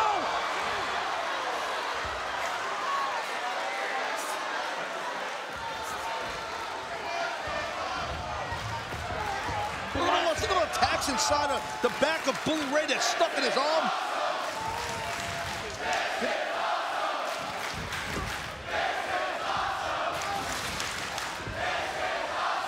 Tax inside the back. See the back of his. He's lucky he's got that shirt on. It's still sticking into his skin, though. Lucky wouldn't be the word I'd use, but I know what you're saying. Oh no! Boot from Bully Ray. Then the trash can lid to the top of the head. Look at the arm of Abyss. Both arms of blood just draining out. Kendo stick in hand of Bully now. Watch out! Watch out! Oh. Ooh. We're using that kendo stick from every angle.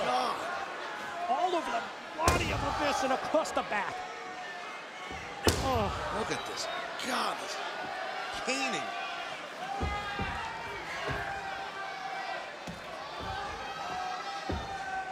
Abyss is just getting battered here. God. Oh. Jeez.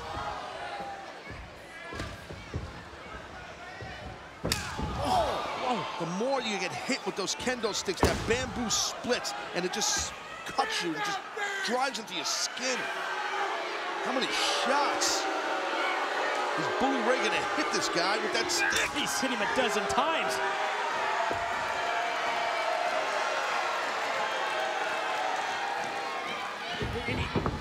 He still can't put away Abyss. Black hole slam. Oh my God! There's 2. Yeah. Your winner, the monster, Abyss. Not just a black hole slam, a black hole slam into barbed wire. Wow.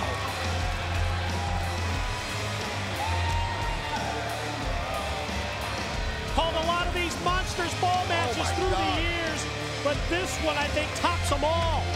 When it comes to pure brutality, pure violence between Abyss, victorious over his opponent Bully Ray. Abyss still has his freedom. He does not have to rejoin Immortal. Someone better pry Bully Ray out of that barbed wire.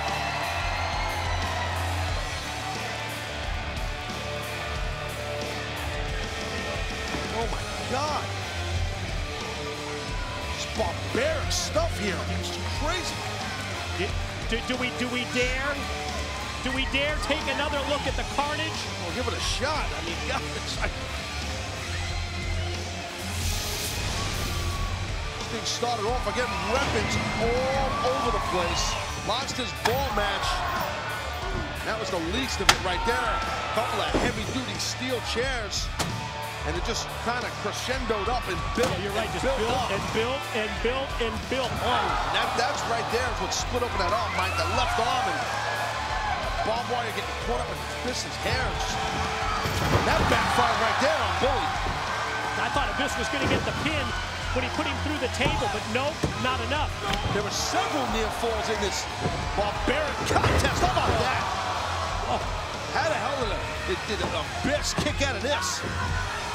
Barely. And then the sandwich of hell. Barbed wire sandwich. And a 300-plus-pound backsplash with the barbed wire on your back with the barbed wire on the front. Choke slammed into the tax. Nope, not enough. Bully Ray still able to kick out. Shocked I should say, was Abyss. And then this just non-stop attack with kendo stick shots. And out of nowhere, black hole slam into the barbed wire board. Your winner, not going to Abyss, not going to Immortal, I should say, is Abyss. Oh, they took it to a new level when it comes to the violence and brutality. Abyss survives, beats Bully Ray, and stays away from Immortal tonight at Genesis. Take it, JB. You ever seen anything like that? Wow. Wow. Beat up aisle 7, no question about it. What a monster's ball here at Genesis. 2 months ago, an unlikely duo became the World Tag Team Champions. They join me at this time, Crimson and the Blueprint Matt Morgan, tonight defending it against, well, an even unlikelier tag team, Samoa Joe and Magnus, the winners of the wild card tournament tonight. Your title defense against Samoa Joe and Magnus. You know, I'll give credit where credit's due. Joe and Magnus, they went through 3 teams to get this opportunity tonight at our World Tag Team titles. Pretty impressive. But sorry, boys, none of those teams can even compare to me and Matt Morgan.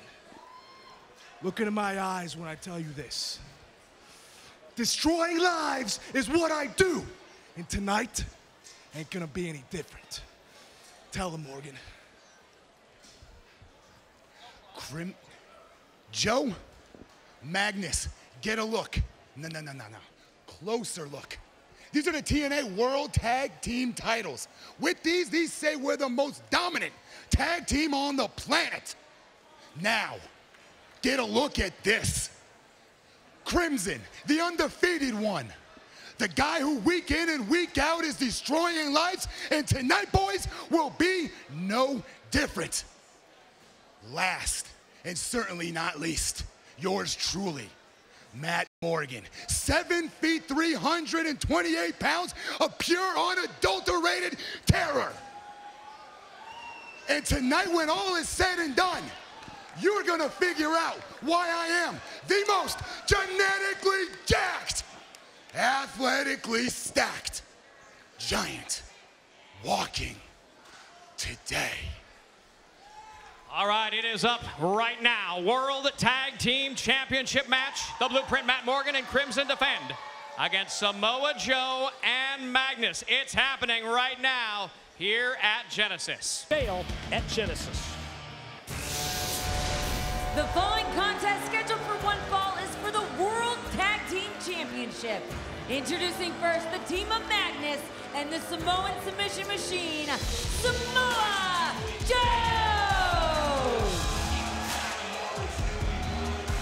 Sure didn't look like Samoa Joe and Magnus would be able to get it on the same page when we saw them in the early rounds leading to the wild card tag team tournament.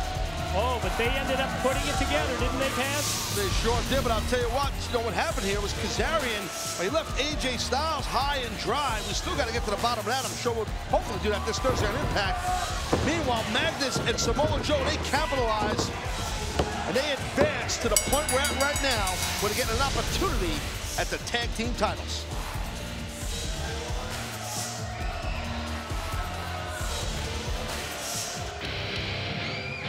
And their opponents, the World Tag Team Champions, Crimson, and the Blueprint, Matt Morgan.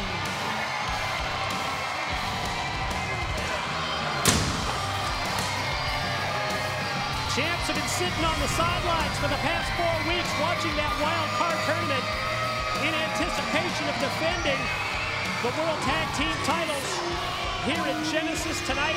They found out Thursday night that Samoa Joe and Magnus would be the opposition. Oh, these 2 big physical teams are ready to turn it loose. Yeah, very impressive looking are the tag team champs, not just looking. They've been sitting around watching the tournament the past 4 weeks, but they've obviously spent a little time in the gym. You know what I mean?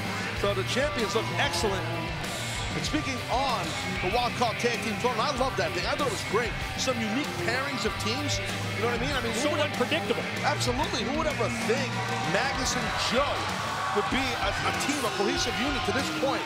Well, I did, basically. I thought they were in advance. I did say that. Maybe you could have pointed that out 4 weeks ago on Impact Wrestling instead of keeping it to yourself. Well, I think I might have, but anyway, I digress.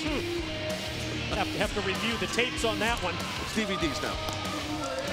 Really? It's even online. But right now, tag team titles are ready to rock and roll here. VHS is gone, bro. But right now, big height difference between Morgan and Joe. pie face and going to try and run right in to the 300-plus pounder. What did he say, 328? Said 328, but right now, these men just exchanging. Oh, wow, look at that. That's a way up there. Samoa Joe, impressive. And speaking of impressive, how about that clothesline? Joe popping up, I don't know, a little spaghetti leg for a moment. I think back to before the wild card tournament started. Samoa Joe told Magnus, I don't care to know you or know anything about you. But then the success started.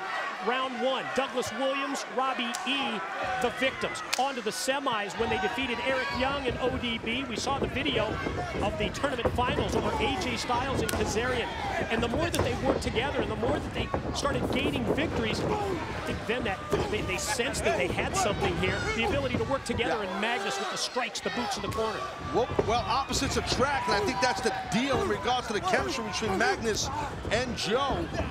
Right now, Magnus realized that Crimson was wailing on him. He got himself a side headlock real quick to stop that flurry. And speaking of those opposites attracting, you can go for the cravat here before we get to that story. And series of knees followed by the spinning neck breaker. Unbeaten Crimson on top for the pin and two. You can say the same thing in terms of the opposites attracting when it comes to Morgan and Crimson. They were at each other's throats for several months. Well, theirs was more of a competitiveness against each other, you know? And that competitiveness, I guess they realized, hey, let's join forces here. And who would have thunk it? Well, Sting put them together, right? And then next thing you know, they're tag team champs. Elbow pads tossed aside by the Blueprint. And his old partner, Crimson, fires him into the corner. Squashes Magnus and then gets suplexed overhead by Crimson, who goes right for the pin. Magnus got chucked really hard with that high collar throw, a version of an exploder suplex.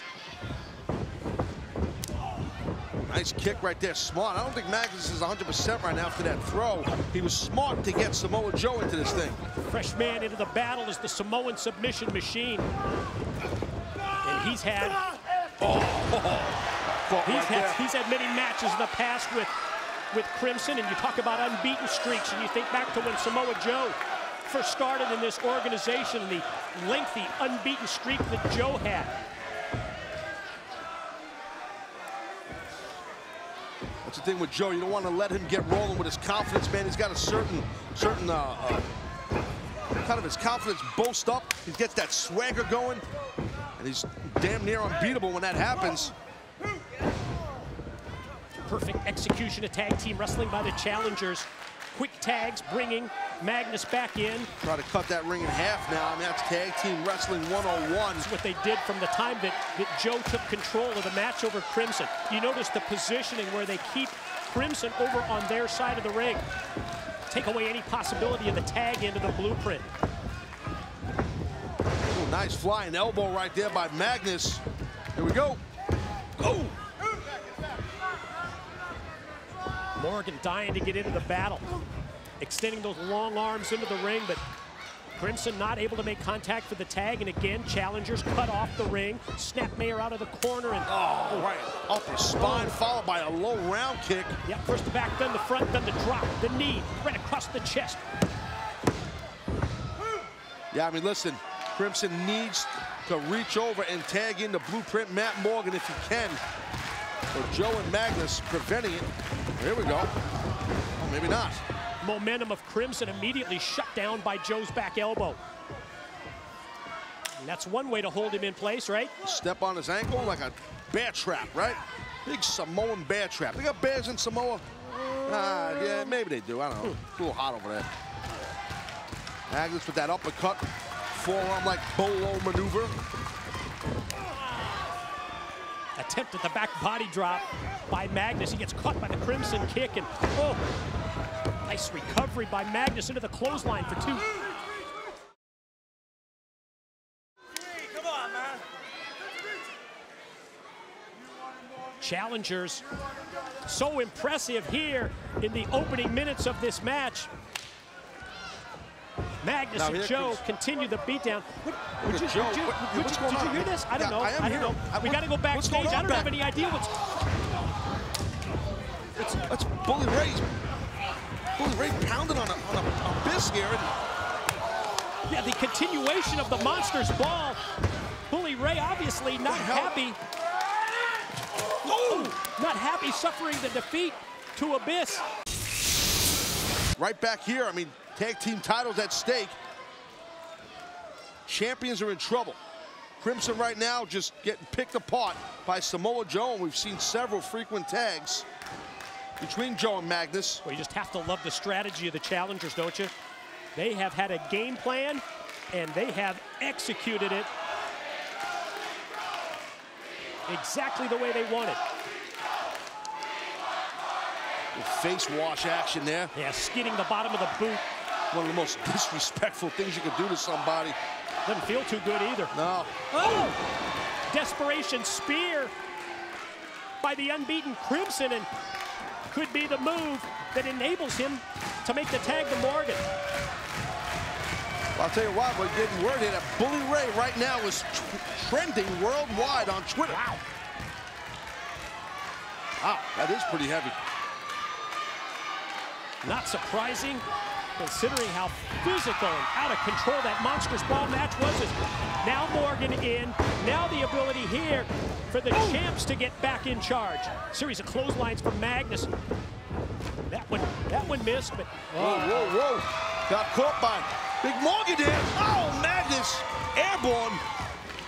Fall away slam, and then the elbow for Joe.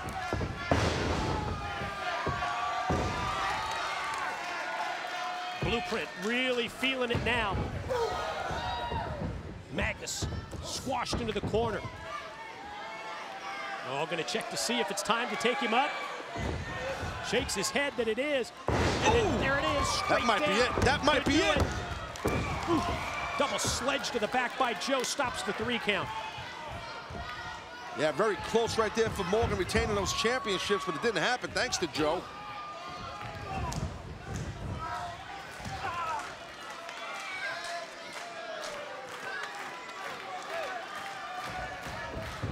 Morgan and Joe square off, and Magnus gets caught. Morgan in between the 2 challengers, but doing pretty well in this 1-on-2 situation. Until then. This is that unique teamwork that we're about to see here. This is how they won the wild card. Oh, here we Snap go. Mare. New champs fall. Flying elbow, no. Crimson able to slide in and pull Magnus off the pin attempt. And we almost had new World Tag Team champs. Great awareness by Crimson, able to save those tag team titles. Big time threat to the champions here. Magnus and Joe looking good.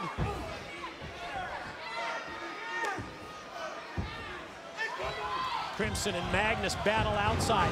Oh! I think I heard Joe scream out. Move to Magnus, told Magnus get out of the way. And Joe came flying with all of his weight behind that big elbow, that big forearm shot that has taken Crimson down.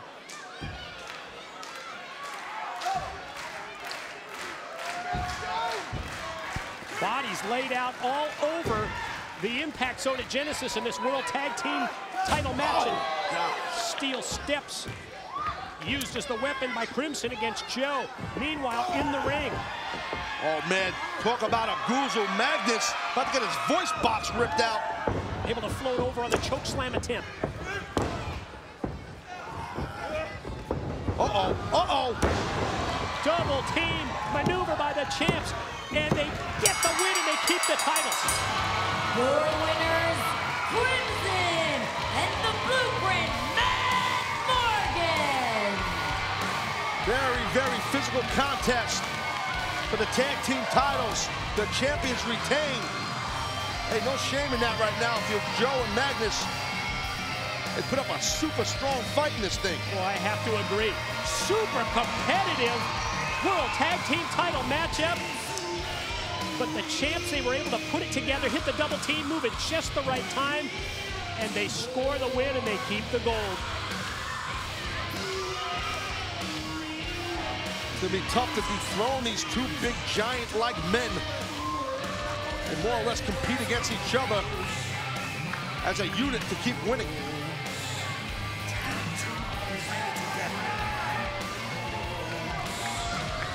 great effort by the challengers, even in defeat by Samoa Joe and by Magnus. Blueprint Crimson, they remain World Tag Team Champions as we invite JB to take over. All yours, Jeremy. Thank you very much, Mike, Taz. Certainly a lot going on here at Genesis, and backstage, certainly a lot of people anticipating the following matchup. My guest at this time, the Cowboy James Storm, stepping into the ring once again with the Olympic gold medalist Kurt Angle. And I have to ask you, are you ready for Kurt Angle tonight? Am I ready? JB, how long we've known each other? 10, 15 years? 10, 15 years. In the 10, 15 years, you know, I've always seen you just interview people, so I want to see how you act on the other side of wrestling. Here, hold this right here. What do you mean? Just hold it. All right. Now, don't he look cool? Look at that right there. Now, JB, you got a big match tonight with Kurt Angle. You beat him 2 times in a row. How are you going to beat him for the 3rd time? What do you mean? How do I... You see, that's it, JB. You got to believe in yourself. I believe that I could beat Kurt Angle for the World Heavyweight Championship. I believe that I could beat him the 2nd time. And now I believe that I could beat you for the 3rd time, Kurt Angle. You see, JB, you got to believe. And Kurt Angle, when you're out there and you hear these people in Orlando, Florida, chanting them 2 words that you're so used to hearing, you suck. You suck. You hear him? Listen. Kurt Angle, during the match, you might be sucking, but at the end of it, my friend, you're going to be swallowing my foot down your throat. All right, it is up next. It is... Hold on. Forgot something. Sorry about your damn luck. James Storm. First, I'd like to get out of the way that he's a very talented wrestler. I've always seen him as a top talent in Impact Wrestling, but I never saw him at the level where I am. I've always said in everyday life, especially sports, that everyone makes a mistake. It doesn't matter if it's the NFL, if it's, you know, Major League Baseball, if it's soccer, you know, in professional wrestling. You just got to know when that mistake is, and you got to capitalize on it. The last call is not a wrestling move. It's a bar fight move. If he wants to wrestle me, get in the ring, face to face, and wrestle me like a man. You don't kick people in the head, you wrestle. Do you know who I am? I'm Kurt freaking Angle. I am the master of every submission wrestling move known to man. I could take you down right now and make you cry for your mommy. I am the Cowboy James Storm. Now, I'm not like a bunch of these guys who come out here and pretend to be tough, because I've been in the bar fights, I've been to jail, I've whooped people every day and every night of my damn life. Well, at Genesis, there won't be any room for error or mistakes. I am going to stick with mat wrestling. James Storm is going to be forced to wrestle. The only way that James Storm is going to beat me, it's not going to be by the kick. The only way that James Storm is going to beat me is if he can make Kurt Angle submit. And that's impossible. You know now, you're a little worried because it only takes one last call super kick to knock your lights out. Beat me once, good. Beat me twice, good. You know, Kurt Angle, I'm going to beat you 3 times, and it's going to be a charm.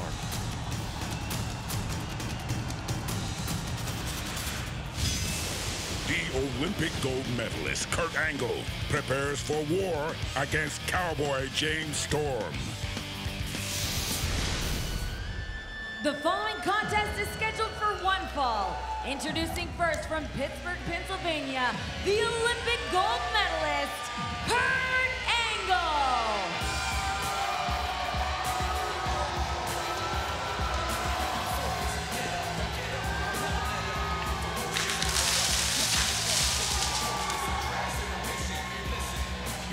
Will the 3rd time be the charm for the Olympic gold medalist Kurt Angle? 2 occasions, James Storm has defeated the Olympic gold medalist. Angle claims that Storm used the loaded boot twice to beat him with that last call super kick. He demanded a rematch to Sting. Sting said, no way. Cowboy up. Angle cowboyed up, went to Storm's hometown, took out all of his friends at the bar in Tennessee. That earns him this opportunity, this return match against Storm tonight. Sorry about your damn luck. And his opponent from Leapersport, Tennessee, the Cowboy, James Storm. Moonshine sipping, beer skidding, beer drinking, Johnny Cash listening.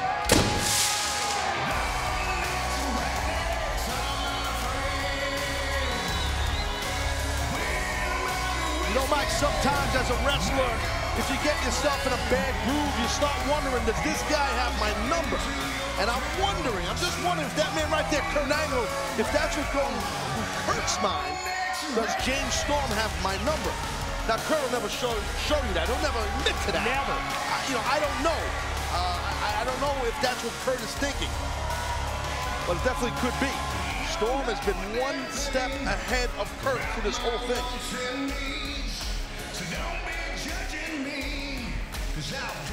I thought it was interesting. Pre-match video package. We heard Kurt Angle lay out his game plan. Whether he abides by that or not, I'm not sure. Hey, that's Robert Irvine right there. Dinner Impossible's Robert Irvine. Yeah. Another of our special VIPs in attendance tonight at Genesis. Worldwide chef right there. Means he cooks, Mike. He cooks. Like that show. Yes, Angle says he's going to stick with mat wrestling against James Storm. Matter of fact, he calls Storm's super kick, the last call, he says it's not a wrestling move, it's a bar fight move. Well, I mean, and there's nothing wrong with that. Sometimes you bring whatever you learn in the streets or in a bar, or especially if you've got to face somebody the level of Kurt Angle. Sure, hey, do what you got to do to win a match. Anything and everything you can.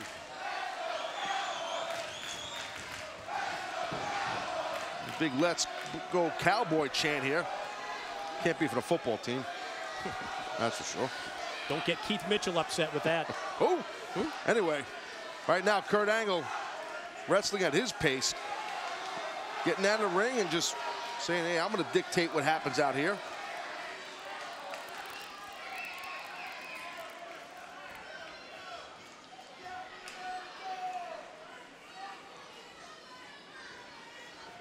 Angle trying to slow down the momentum and the confidence.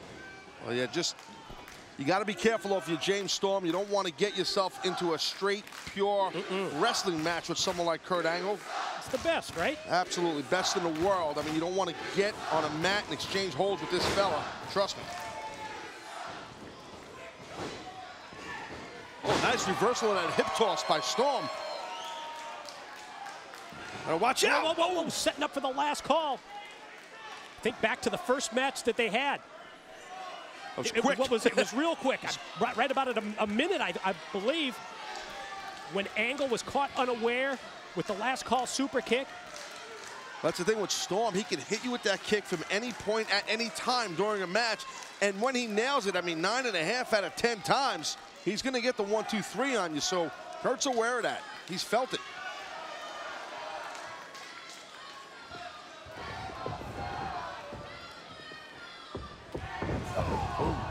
Thought they were back to the feeling out process and maybe going to lock up. Not the case.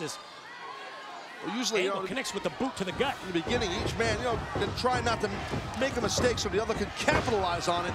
James Storm, he's more of just a wild man out there, like a maverick the way he goes. Watch this, watch this. Where Kurt's a little bit more calculating. Oh, watch out, here it comes. 2 occasions, Storm has been ready to use the last call. And to at least Angle's credit, on both times, Kurt was able to slide out and avoid it.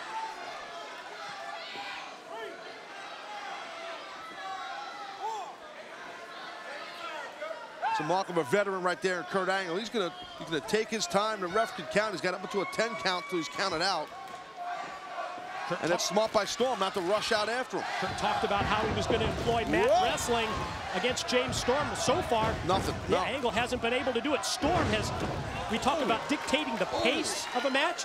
Storm has actually dictated the style of the match. Style of the match, exactamundo. Kurt's face hit that apron hard. Oh! Slingshot move by Storm. Connects with Angle, lands on his feet. You know, the longer this goes with Storm staying in control, the more I'm agreeing with you. He may have his number again. He might. I mean, you know, who knows what's going on in the head of Kurt Angle? We don't know that. Weakened Angle. Rolled back into the ring. That's the thing with Angle. You just got to do what Storm's doing and keep the pressure on him. Keep bringing the offense, the onslaught to him. Because if you leave any kind of openings or gaps, he will exploit you and just grind you. That's how Kurt operates. And nobody would know that better than my broadcast partner, who has been inside that squared circle with the Olympic gold medalist before. Yeah, several times. I mean, I'm proud to say that. And, you know, it's like Kurt is a tough guy to wrestle. It's tough to get the better of him. But right now, Storm is doing that, man. He's doing that for the bulk of this match thus far. Corner mount, rapid fire rights. Talking a little trash, too, is James Storm. That's what you got to be careful of, see? Yeah. That little bit of hesitation might be enough right there. Uh-oh. Wow. See, that's how the tide can turn so quick. Released belly to belly by the Olympic gold medalist as Angle all of a sudden gets one of the first offensive moves that I can remember in this match. An explosive over-the-head belly-to-belly suplex. Definitely wore down James Storm, and now you got to deal with Kurt on his own terms. Well, this is where Kurt Angle flourishes. You know, the man, look at that. The man's a machine. You know, he could just go. He could get in that ring and wrestle all night from a conditioning cardiovascular standpoint. Boy, has there ever been anybody better than him when it comes to that? Nope, no. So we've got him established as the best mat wrestler ever, and in terms of cardio, the best ever as well. Yeah, pretty high praise from you. Listen, you know, years ago I traveled with Kurt Angle, and I've heard, you know, he told me the way he trained for the Olympics, and as an amateur wrestler, when he wrestled in college at Clarion University in Pennsylvania, and what he's accomplished and how he trained and the cardio. It's insane what this guy did and does. And still training for a potential Olympic comeback. Exactly. So, I mean, wow. Snap of the suplex leads to the cover, and the lateral press gets Kurt too. I mean, him and I walk in the same gym together, and he said, let's train again. No, that's all right, I'll train on my own. You don't want to train with him. You just didn't want to train with him. He makes you look like a fool in there. Now, Kurt, again, this is what we said earlier. You don't want to be in this spot here, where he's behind you with a hold on you. It's tough to break that grip. Kurt's got just tremendous finger and hand strength, as most great amateur wrestlers have. And it doesn't get any more basic than control the head. Yep. The rest of the body follows. That's exactly right. I mean, the hand strength, the grip. We were talking earlier, you know, Danny Hodge about Danny Hodge. We were talking earlier today while we were preparing for the show, and about Danny Hodge and that great gripping power. I mean, Kurt Angle, I mean, similar to that style. And look at this now. Storm able to hang on. Storm to a knee. Kurt still in control of the head. Exposed midsection of Angle. Caught with a couple of elbows, and Storm cut off again by Kurt. Drops down into the lateral. See how Kurt, look at this, back on him again. Puts all his weight across the upper body and chest and jaw of his opponent. He doesn't miss a trick. No, he doesn't. And what happens is Kurt forces you to kick all that weight off of your chest, which will basically exhaust you. Yeah. That leg drop, you don't see that much by Angle. Don't recall ever seeing it. Leg drop to the back. Face of Storm goes directly into the canvas. Kurt rolls him over and gets another near fall. See how Kurt Angle, man, he paces himself. He takes his time, and he picks his spot and then just hits you with a stinging, nasty move. Just right there with that short clothesline. Just brought him in tight, dropped him. And another pin attempt and another 2 count as Storm. You notice, though, that on these pin attempts, with each preceding one, Storm's kick out less and less. Less and less, weaker and weaker. And they're constant covers. And that's not just a rear chin lock. It's a cross across your face with a clasp, which really grinds your cheekbone, okay, which hurts like hell, by the way. So it's not just a basic hold from behind. While you're See that right across his cheek? That's what I'm saying. While you're feeling that pain, I mean, it limits your ability to think in terms of what you want to do for a comeback, and that comeback attempt is stopped by Kurt Angle. Exactly. In complete control, Kurt Angle. He's got a little sweat going. I mean, that's just the way he is. The guy will just keep going and going. Machine-like. Oh, look at that Russian leg sweep by James Storm. Very well done out of nowhere. Yeah, just like pulled that out of his bag of tricks. Caught Kurt completely unaware.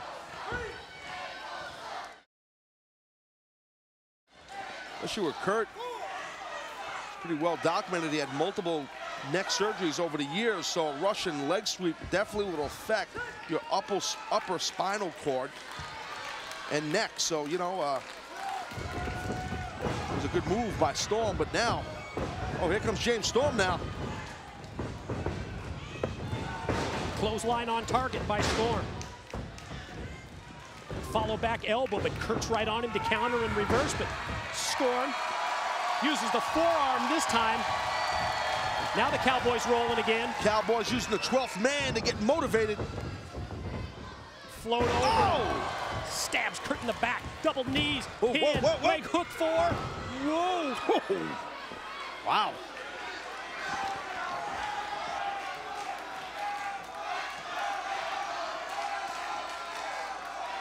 That one was close. Very. Well, now Storm again keeping that pressure on Kurt. Oh, into the go behind, and you know that when Kurt does that and is able to hit that first suplex, there's the potential for others to follow, and that's number 2 on the German. Yeah, Kurt just sinking his shoulder right into the lower back to tighten his grip. That's what he's doing. And watch his hips, they will remain lower than his opponent's hips, than Storm's hips, to pop off that back bridge into the suplex. That's the art of the throw. That's how you do the throw. The grip is everything. Sucking that grip in tight is the beginning of a successful suplex.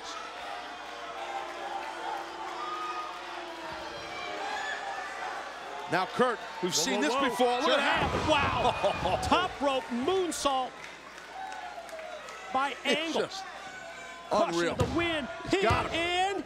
Oh. Out of nowhere. Just I perfect, think that's just beautiful moonsault.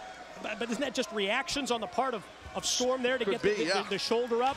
Definitely could be, but Kurt, you know, he felt some of that moonsault himself, and now going for that ankle lock. Patented submission move of Angle, but Storm was able to roll to his back, use the free leg, and then duck the clothesline. Quick boot, and then the DDT. Here we go, here we go. He's got him stacked, he's got him stacked up. Ooh. Both men so close to victory repeated times in this very intense, very competitive match.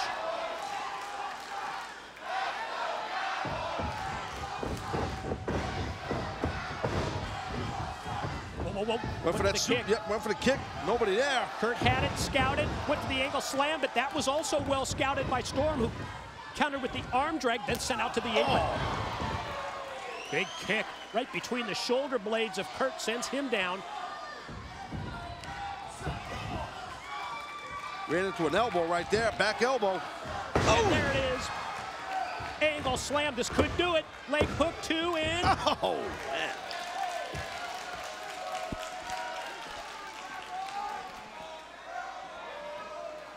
That kick out has Angle talking to himself. As the straps come down, and the Olympic gold medalist signifies that he's going to take it to another level. Loading up in the corner. We saw him do this in Tennessee at Storm's. Yeah, and he did it pretty good at that bar with Storm's buddies. Kicked them all in the face. Whoop. Goes for it, but Storm counters. Oh. Straight down cutter style. Pin. Here we go. Oh!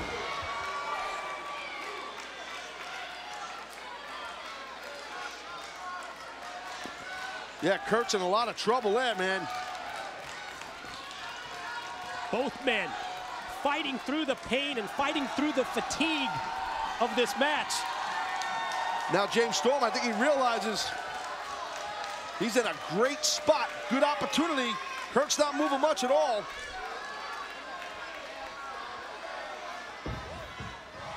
Uh-oh. Well, that's one way to stop him. It was like Storm was waiting for him. Well scouted. It's well scouted, I should say. Look at James Storm. High wrist, top rope elbow drop. James leans back, gets two. Ooh.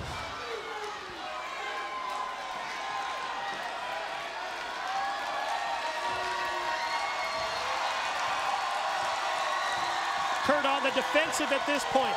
Storm feeding off the crowd at Genesis. Heads to the corner. And with Angle in his sights, you know that it's last call time. Whoa, whoa, whoa, whoa. Oh, Kurt pulled the referee in the, oh, wow, smart. Kurt pulled referee Earl Hebner in the way. Oh, the low blow. First by Angle, then the kick directly to the head, and the follow cover for the 3 count. Your winner, Kurt Angle! Kurt Angle with some quick shenanigans right there. Smart thinking by Angle to pull the referee in the way, and then nailing that low blow, followed up by that nasty, just straight kick to the face of Storm.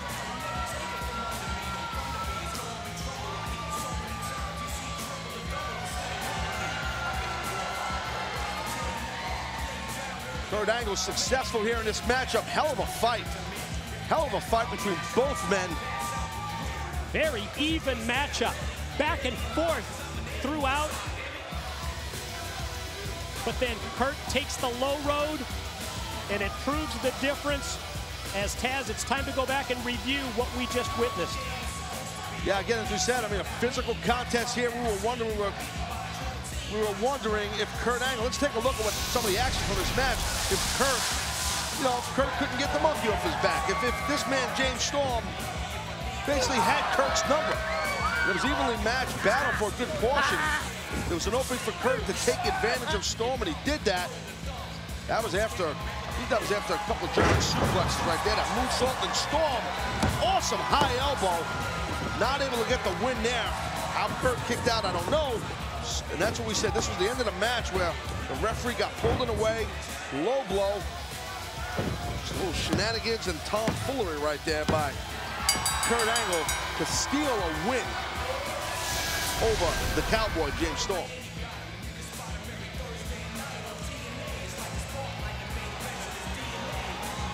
You see the disappointment right there, Mike, in the face of James Storm, and Kurt is just smirking and smiling away. You know, Taz, you hate to see a match as important as this one between Kurt Angle and James Storm end like that, with Kurt taking the low road, the low blow, the kick to the head, and then gaining the pin. Yeah, well, I mean, that's what happens sometimes. Even there with someone Kurt Angle, he's crafty. He's going to find a way to get the better of you. And especially that, Storm has had a couple of victories and embarrassed, more or less. Kurt Angle's a proud guy, Olympic gold medalist, multi-time world heavyweight champ. Kurt was going to find one way to win, and whatever way that was, Kurt did it. And Kurt Angle victorious tonight at Genesis. Still to come, World Heavyweight Championship Showdown. Jeff Hardy gets his opportunity against Bobby Roode. Well, is this the time? Is this the year? 2012, we're on the cusp of a new year here for Jeff Hardy. Can he capture the World Heavyweight title? I don't know what's going on. I don't know. I've been notified that we have cameras on the scene. Something's going on backstage. Take it, guys.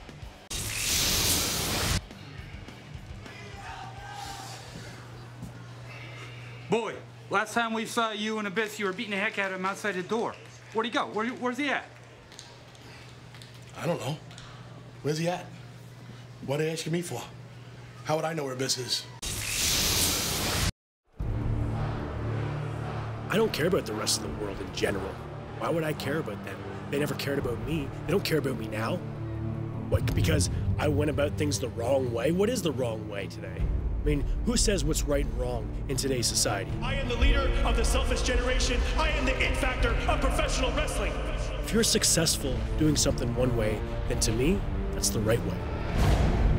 Wow, that's pretty arrogant, overconfident, but that's where he's at right now in his career. I mean, he's the world champion, and he's proud of it, and everybody knows it. He's not ashamed to say it. And these people, these so-called wrestling fans, these Impact Wrestling fans that want to cheer Jeff Hardy and cheer Sting, I will win at all costs. You better get used to the fact that Bobby Roode is the world champion, because it's not going to change for a hell of a long time.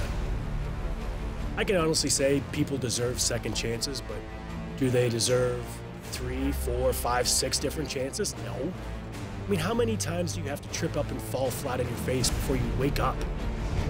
To win the title at Genesis, pretty much starting 2012 off right, you know what I mean? I truly believe, you know, in my heart and feel it in my mind that 2012 is the year of the Enigma, and I think it'd be a great way to kick it off.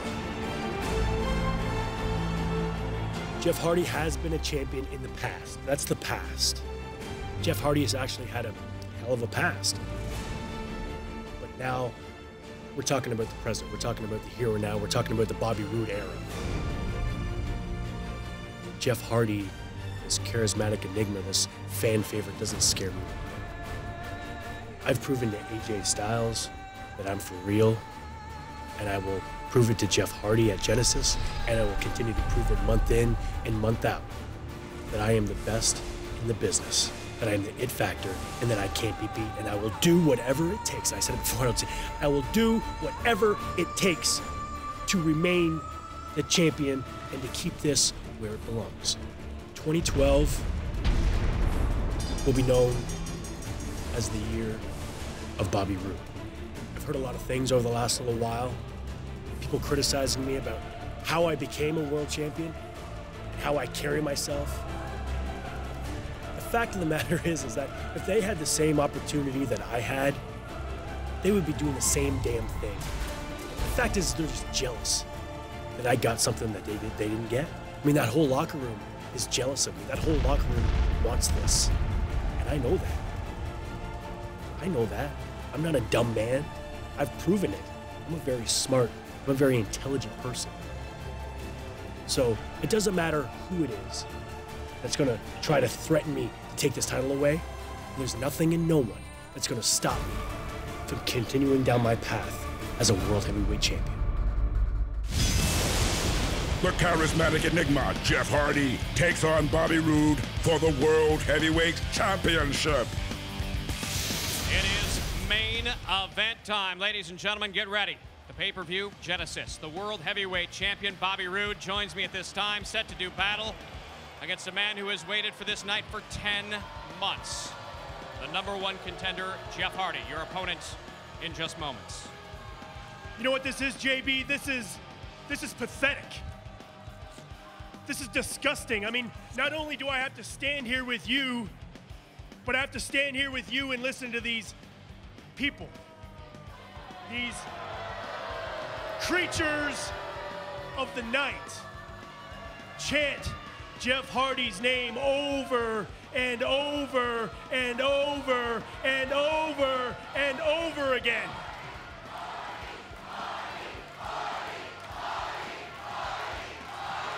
Just like that. Let's get one thing perfectly clear, creatures. Jeff Hardy is nothing but an embarrassment. He's an embarrassment to this profession, he's an embarrassment to this company, and he's an embarrassment to me, your World Heavyweight Champion, and I don't like to be embarrassed. Jeff Hardy, you want to talk about redemption?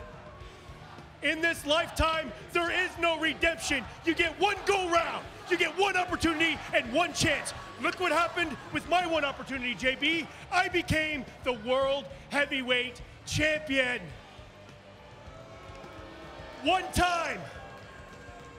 I did it. I became the World Heavyweight Champion because I am, without a shadow of a doubt, the it factor of professional wrestling. I am the World Heavyweight Champion and the most selfish man, not only in this business, but in this world.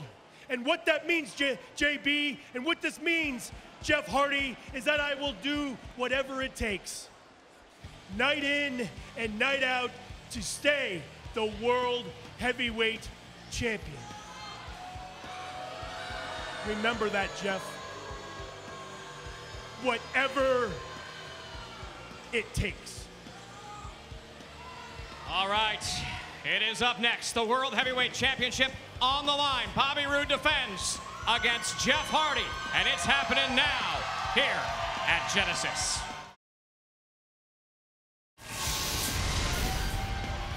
Here we go. May the year of Jeff Hardy or Bobby Roode.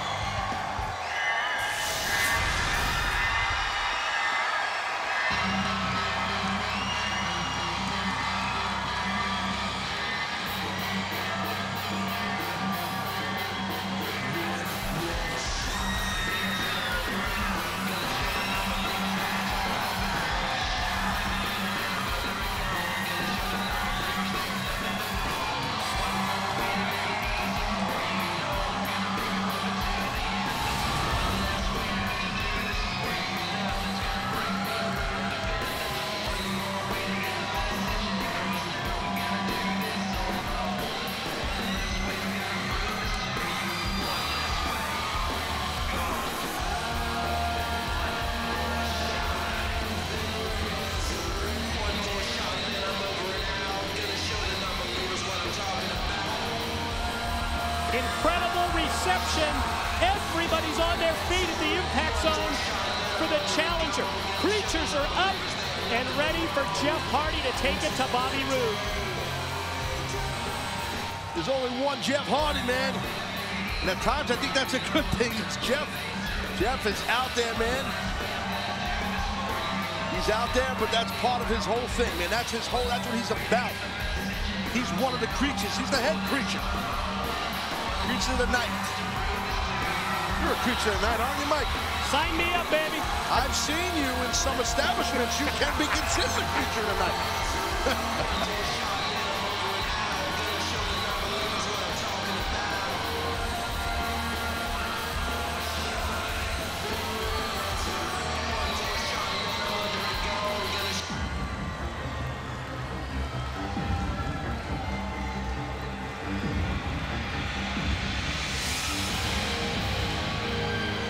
Talk about the mood changing a little bit, huh? Wow, like the air went right out of the arena, right? Well, that's the aura that the world heavyweight champion, just brings out here. When the man will tell you straight to your face and the world's face, he's the leader of the selfish generation. He'll tell it to the face of his own family. He'll tell it to the face of his own friends, like we've seen on Impact Wrestling for the past several months, because in his own words, nobody is getting in my way, be it friends, family. Well, you're right, Mike. Let me interrupt you. I think that as far as friends, the only friend that Bobby Roode has, I think, and he wants and needs is that beautiful gold championship around his waist. That's what Bobby Roode is all about. He wanted his whole career to be the top dog, to be the world champ. He accomplished that. I'm with you on all of that, but it's the way, number one, that he acquired that championship, and it's the way that he has presented himself since becoming world heavyweight champion that has so many of us doubting whether he's really the man that you want representing your company as the world heavyweight champion.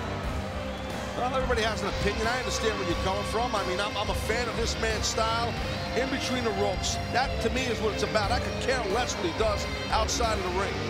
To me, it's about being in there and holding a championship where the company is on your back. You're the hood ornament of the company when you're the world heavyweight champion. Like it or not, Bobby Roode is your world heavyweight champion.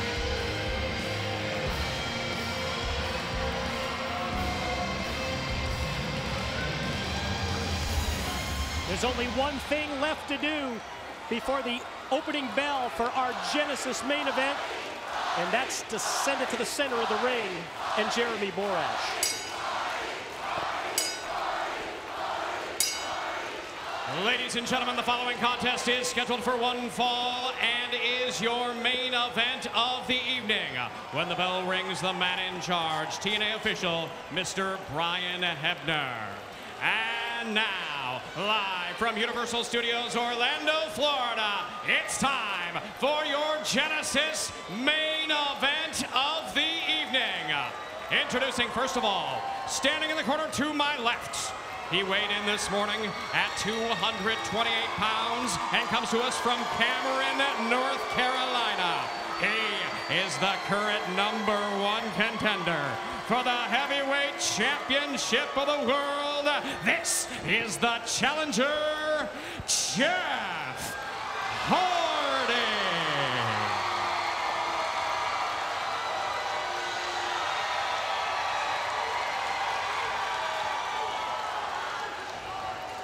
And now, introducing, standing in the corner to my right, he weighed in this morning at 238 pounds and comes to us from Toronto, Ontario, Canada.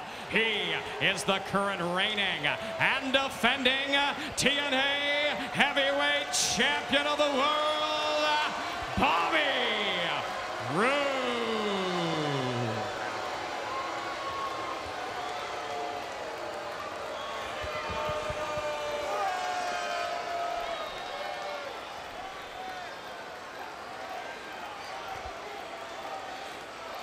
Well, not a lot of love in this arena here for our world champ. Chance of Hardy ringing out throughout the impact zone in anticipation of our Genesis World Heavyweight title main event. And that's what's at stake. That important prize that you talked about just moments ago. Well, it's everything. I've said it before, and I'll say it again. I've said it for many years. If you are not here or in a company to be the world heavyweight champion, I don't feel you belong. You should strive to be the top man, and that's the world champ. And that's who that guy is right now. And striving to be the world heavyweight champion, that's exactly what Jeff Hardy is doing right now.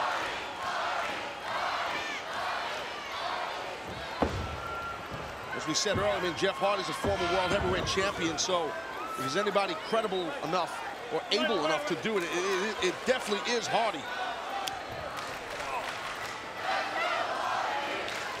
I loved what we heard from the man in charge, Sting, this past Thursday night on Impact Wrestling when he called Jeff Hardy out. He told him how impressed he was with how Hardy has been able to maintain during this recovery period. How he was given, just like Sting, a second chance, and how Sting capitalized, and he's been running with it ever since. Now the creatures are back. They look up to Jeff Hardy, and Sting said, I not only respect you, but Jeff Hardy, I give you my 100% endorsement. High praise. Oh, absolutely, and I mean, Jeff has obviously turned his life around, and kudos to Jeff. I'm happy for him for that, and I'm proud of him. I'm glad he's done that for himself, and let's see if he could really kick off 2012 and be crowned the new world heavyweight champion. He's got a pretty heavy-duty mountain in front of him, and that's that guy right there in the black trunks and the black boots named Bobby Roode. So right now, Roode trying to control that left arm of Hardy. Those arm ringers right there, and just really trying to rip apart that elbow joint of Hardy. Pretty basic, but pretty effective offense of the world heavyweight champion. Two different styles here, not just in the ring, but as a lifestyle. I mean, you got the world champion who's, he's living a high life. Very expensive suits and clothes and jewelry and drinking fine wine.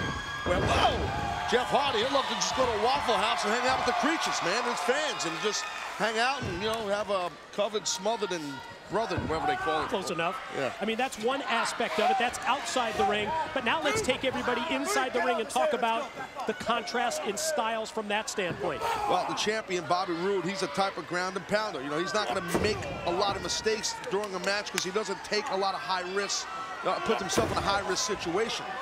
He keeps himself based, and he's just perfection on all his offense. Where this man right here, Jeff Hardy, he's reckless. Jeff Hardy will come at you from anywhere in that ring. He's reckless, he's wild, he's unpredictable. And that's what makes him so effective as Hardy from the corner. Using the leg strength there against Roode. Catches it, inverted atomic drop. Oh, wow. Double leg drop, and then the drop kick in tight right into the chest, and the follow cover for two. When you compete against Jeff Hardy, I have, it's like you never know where he is. Sometimes during a match, he'll nail you with something. You go down, you turn around, he's not there. Next thing you know, you're getting, kicked in the back of your head off the top rope with something. I mean, he's so quick and elusive, very elusive. What makes him so difficult to prepare for? The other thing I will tell you, too, about Jeff Hardy, he's extremely resilient. I mean, he can take a world of punishment, and it's just a load of intestinal fortitude in the man. So, and he can dish it out like that clothesline.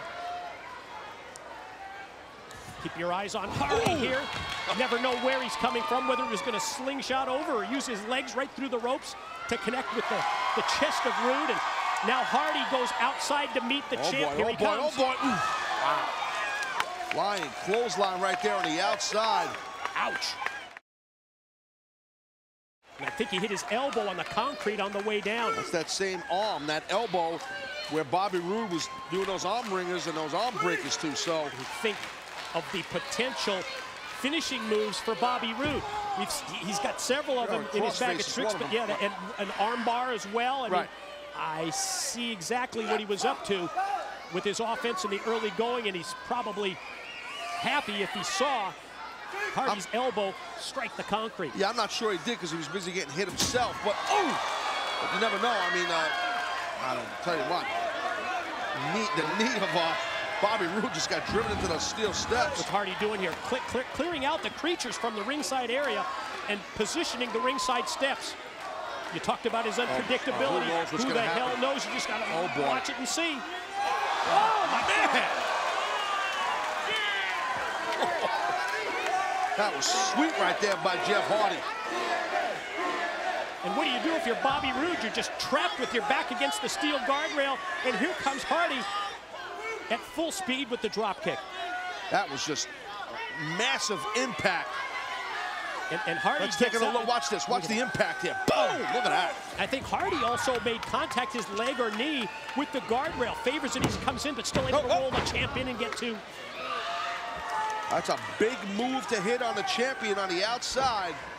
Definitely can turn the tide and wear down Bobby Roode with that.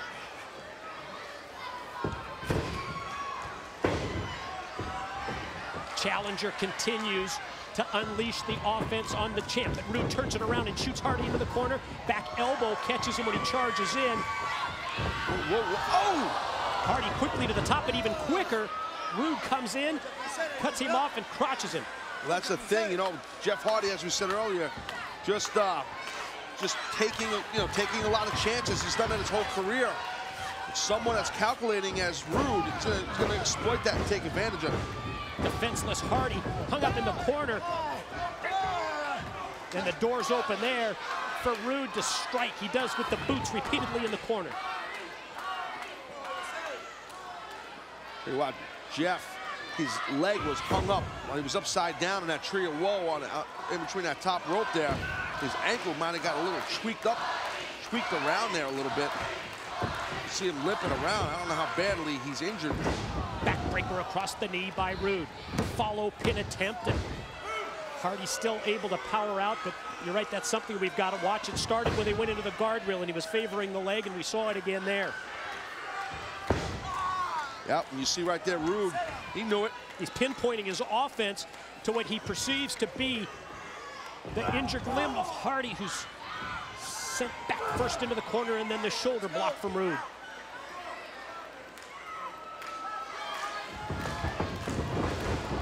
Wow, such impact and authority was Hardy sent into the corner that the champ went down when he threw him. Well, that's called putting all your body weight behind that. Whoa, here we go, quick pin. Putting all your body weight behind that, you know, just driving his opponent to the buckle.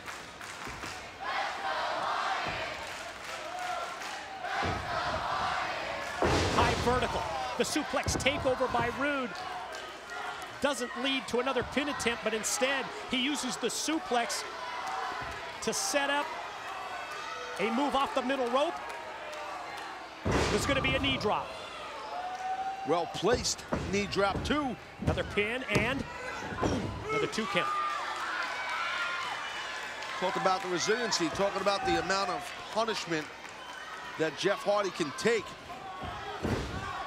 He's able to kick out of, you know, some very strong stuff by Bobby Roode. See Bobby Roode too seems like he's getting a little frustrated also. So right now the control goes towards the champion right now with this rear chin lock. Wear down process continues from Roode, and with that chin lock also putting his weight behind the move, trying to stop Hardy from getting back up to the vertical base, but that's exactly what Hardy does when he gets stopped.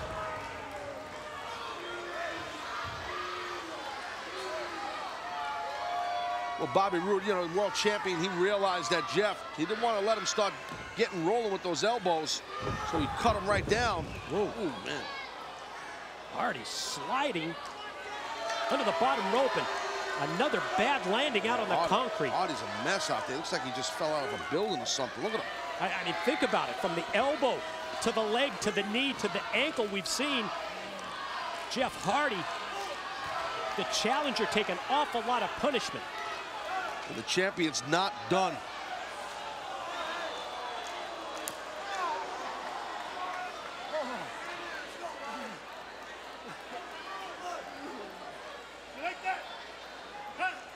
Do you sense Hardy trying to fight through the pain, the punishment that's been dished out by Roode, who elevates him up and drops him across the steel guardrail. This time, throat and chest first. Quick roll in to break the count by the champ. Yeah, he's not done. You can just see the intentions on the mind of the world heavyweight champion. He realizes that Jeff Hardy poses an extremely serious threat towards his championship. Challenger roll back in. Here comes Roode on top again. And see that right there? I mean, younger wrestlers need to pay attention to that. There was no wasted motion with that cover. That was a quick snatch of the leg, cradle him up and go for that cover. Hardy able to kick out. Again, we're seeing a little bit of that frustration coming out of the world champ. Well, what better offense to use at this point by Bobby Roode? You know you've got your opponent, your challenger, weakened sufficiently, and now neutralize him, keep him down on the mat so that Hardy isn't able to go high risk and exploit his high-flying moves that have made him so successful through the years. Exactly. If you keep Hardy down, you're taking away at least, you know what, 80–90% of the guy's offense. Let's face it, that's what Jeff Hardy's about. He's going to fly around that ring and drill you. Great strategy by the champ, and is trying to get to the rope. Prepared as Hardy was going to try and make contact with the rope and get the break. Very smartly, Roode drags him back out to the middle.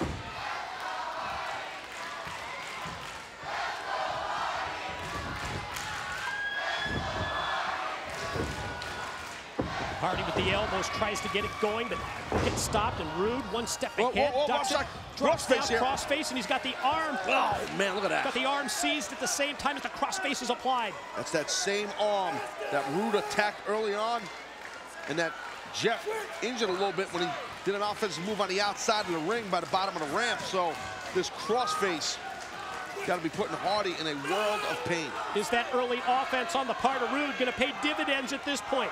Is he going to get the submission win from Hardy? And he's got the crossface, and at the same time, look at the way he's got the arm right across the nose and the mouth of Hardy, which is going to really inhibit his ability to breathe, too. It hurts. It hurts like hell right across your face while your arm is trapped. And Jeff able to get to that bottom rope.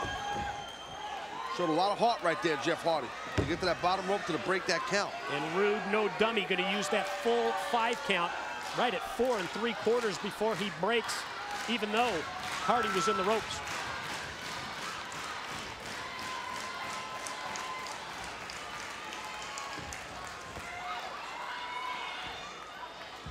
Champ drags the challenger up by the hair, plants him with the slam, and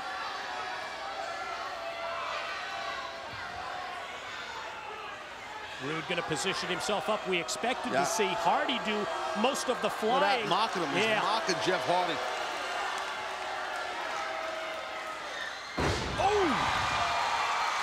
Oh, man. Legs of Hardy. With perfect timing as Roode came flying off the ropes. Roode right on the button, Mike. Both champ and challenger down. Referee Brian Hebner putting in the count.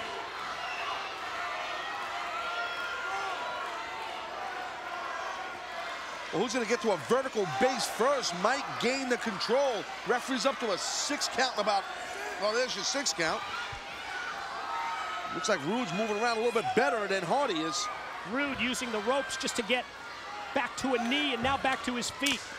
Hardy still down.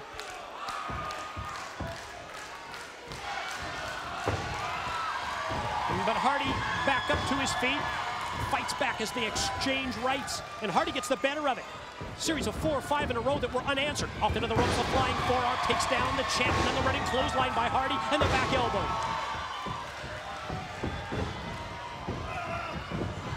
Look at that high, super high backdrop by the challenger. Champ splat right in the middle of the ring.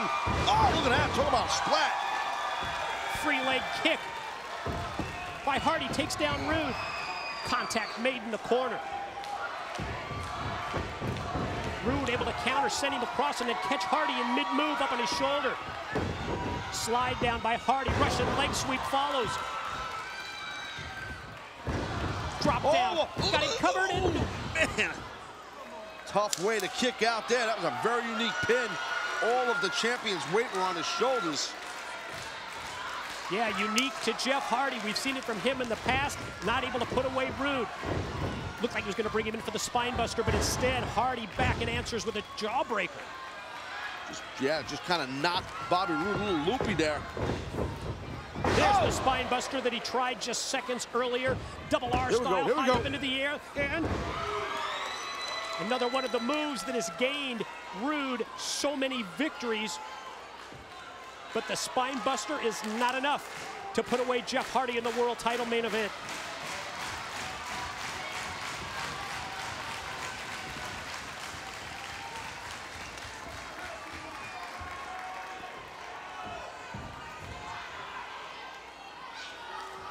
Now Roode's got something in mind here in this buckle here, turnbuckle. Maybe going for a superplex, Mike. But Hardy's not showing much life at all here. Superplex is exactly what he has in mind. But Hardy able to hook that top rope with his hand.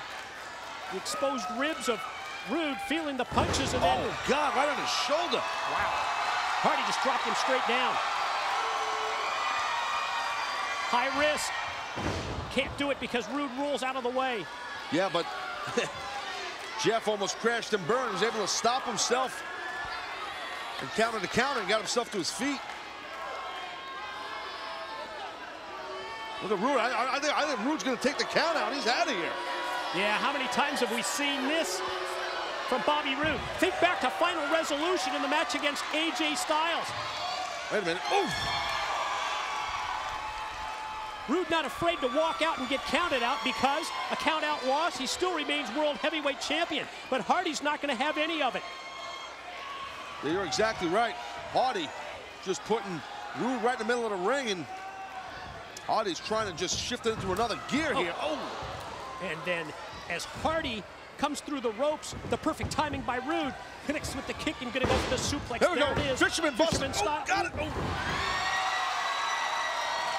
See, Hardy tried to utilize the referee, push him out of the way, and bending the rules a bit. That's Roode. Let's say Roode did, right? I just want to make sure I said Roode. Hit the head too many times. Confirm, Roode. Roode, thank you. Champion up. Challenger Hardy down on his back. Roode gonna go for the kill right here. Hardy fights back, gonna go for the twist. Oh! There it is, twist of fate. Roode down. Is he gonna go for the cover right now?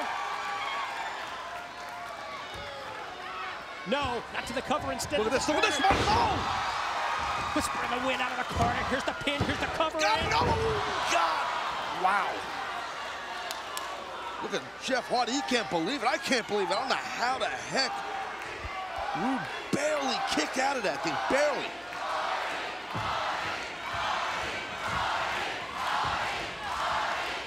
Hardy's got Roode in his sights, doubles him over with the boot. Another attempt at the twist of fate. And again, Roode says enough is enough. Yeah, definitely. He's gonna take the belt. Taking the easy way out of this thing, Roode. He's wanting to get out of Dodge here. A second time, Roode's going to take the count-out loss and keep the title. Again. Oh, God. You heard that. And Hardy has fought too hard to get to this place, to get to this position where he's going to allow Roode to walk out of the match.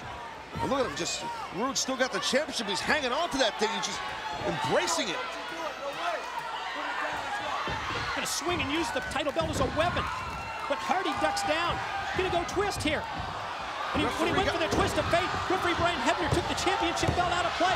Oh, Roode in the ropes, trying to use the leverage for the pin, and the referee saw it. Roode got caught with his hand in a cookie jar right there. Referee Brian Hebner, great job right there. Bobby Roode will do anything to keep that title. We have seen it repeatedly tonight. Desperation mode. Wait a minute, quick roll up. Hardy. Got him, go! Yeah, definitely, Roode. You could sense that desperation by Bobby Roode. Oh, he's begging for Hardy to just slow down. Not gonna happen. You can almost see the wheels turning in Bobby Roode's head. How do I get out of this thing? What do I do? You're defending your world championship, bud.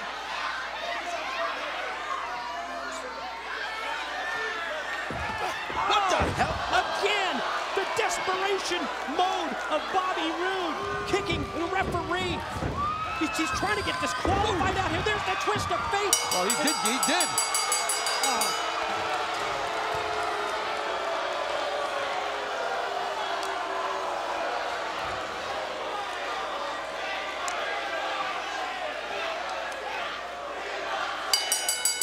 That was blatant as blatant can be. That low blow, that kick right to the referee by the world champion.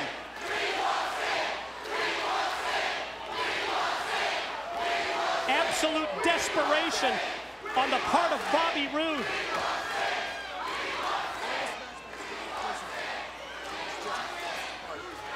Ladies and gentlemen, the winner of this match via disqualification, Jeff Hardy. A win for Jeff Hardy. Yeah, but that's not what Hardy wanted. No. Not like that.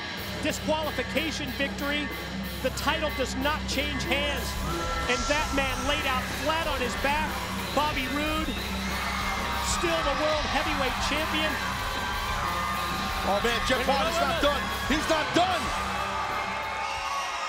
Good measure. Hardy to the top spot. Oh, God.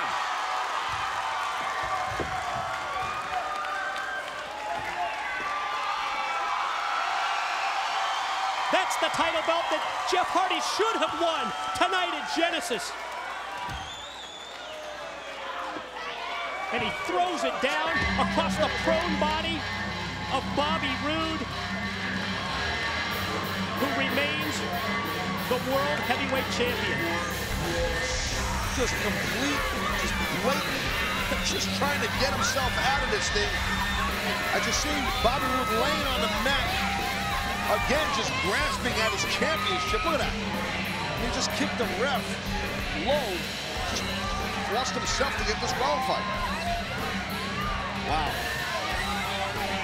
Absolutely frustrating night for Jeff Hardy in his attempt to become the champ.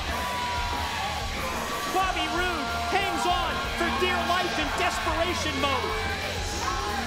Damn it, Bobby Roode did it again.